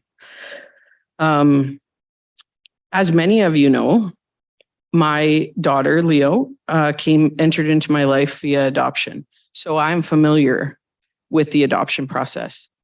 And while I am grateful for it, I want everyone to understand that it is not easy. It is not a simple process. And it is one that a lot of folks who might be suffering with mental health and addiction or have past traumas would really struggle to complete. So I have a little shout out to Leo's birth mother. Without her, I don't know where I would be. She searched for me. When she found me, she knew that she and that little unborn little girl had found the person that they were looking for. And she fought to get through this adoption process. Not everyone would. So some don't have access to a phone for the many scheduled calls. Some would simply break through the many mandated therapy sessions. delving into their past traumas. And frankly, some would face violence or persecution if anyone even found out that they were pregnant. I will never pretend to understand the pain on a birth mother's heart when having to make a decision not to parent a child that is born to you. But I am proud to bring this option forward ahead of a reported infant death due to unsafe abandonment, to give these people every option possible to make that choice for a safe surrender. Tonight, we have the option to potentially save lives for a very small cost. And given the crisis that we are facing as a community with mental health and addictions, I beg you to vote yes on this. These women and babies should not need to suffer or die in order for us to take action. As a side note, I would also like to include that I have been doing some consultation with Indigenous Child Services, the Indigenous Friendship Center, and SOYA. I have been doing my research on this, and I really do think that this is a necessary tool in the toolbox here in Sault Ste. Marie. So on that note, I would also like to thank Councillor Vezo-Allen for a really strong second on this, and I'll pass it over to you. Thank you, Councillor Caputo. Councillor Vezo-Allen. Thank you. I myself have an adoption story. I was adopted. I was born in 1967 and I was in Sudbury, Ontario, and I was very much part of that closed adoption process. In my adoption papers, it actually lied and said my dad was a law student. He was a bartender. So, I know this story. I also want to be very clear that I'm very pro-choice. I believe in a woman's right to choose. And this comes from a very lived experience, a very heartfelt experience. And this came to fruition, Hope's Cradle, from a grassroots organization called Gems for Gems. They're on Instagram. You can find Hope's Cradle Canada on Instagram. It was a grassroots organization in Calgary that was spearheaded due to women facing domestic violence, unwanted pregnancies. And they had the first Hope's Cradle in Alberta.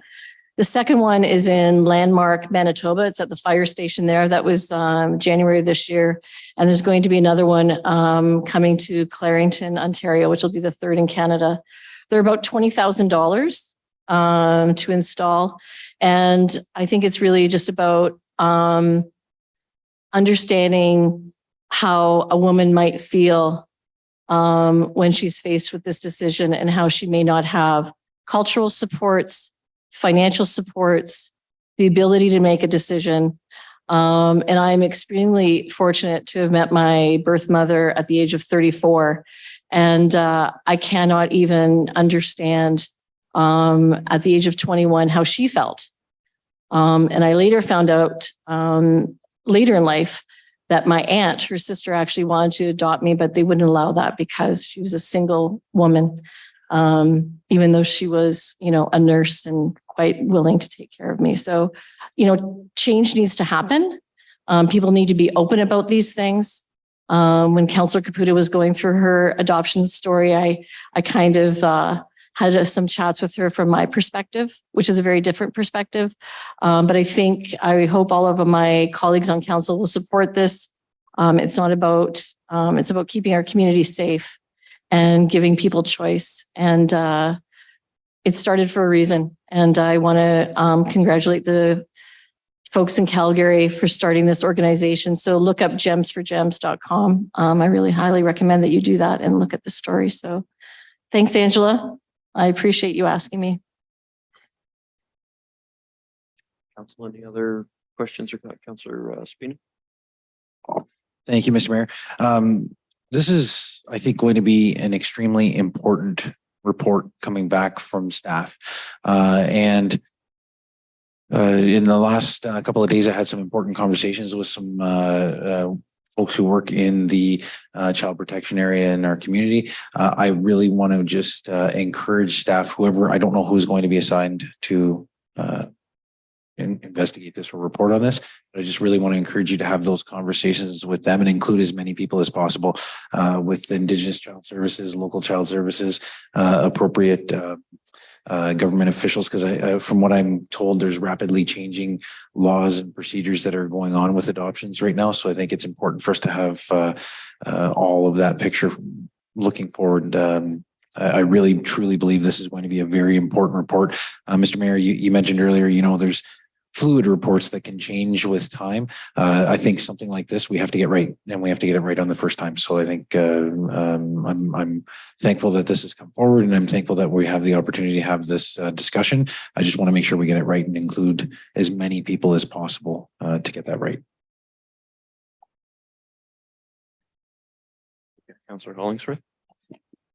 I just want to say it's very courageous for Councillor Caputo and Councillor Venezuelan to share their stories with us. So thank you. Thank you. Councillor Hollingsworth can't agree enough with that statement. Anyone else with questions or comments on this motion? Seeing none, all in favor? And that carries unanimously.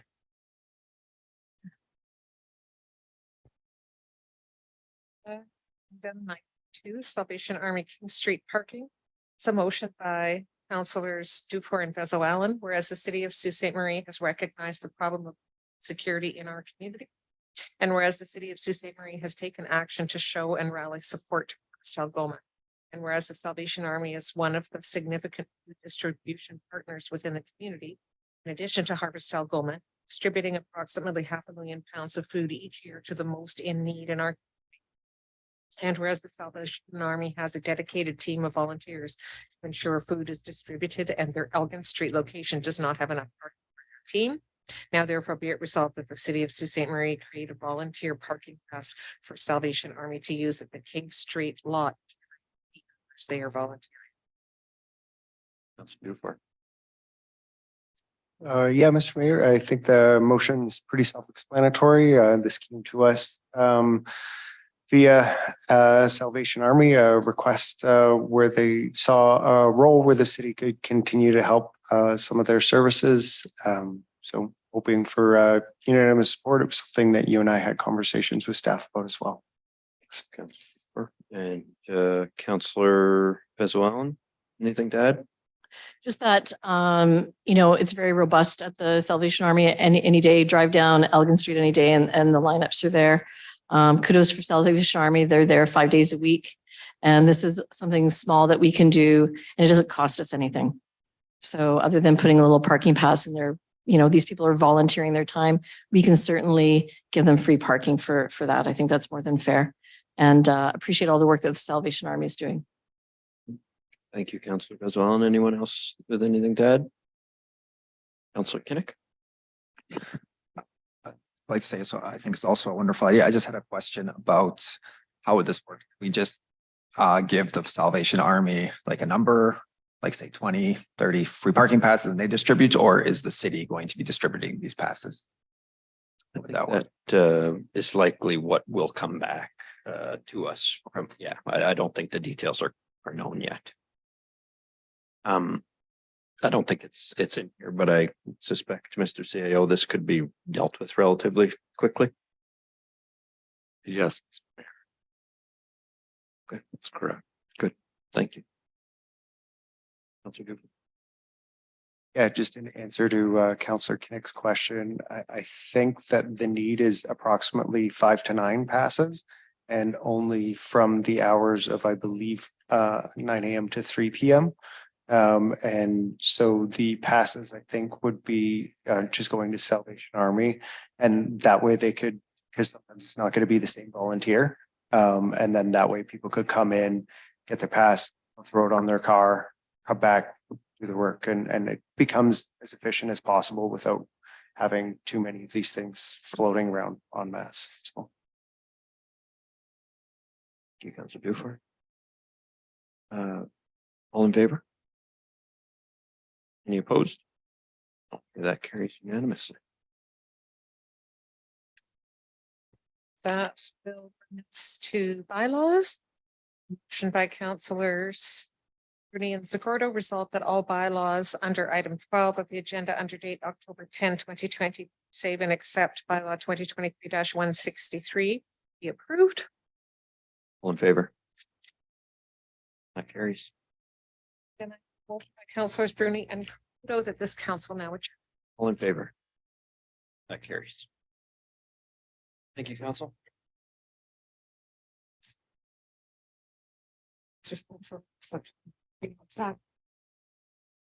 And you won.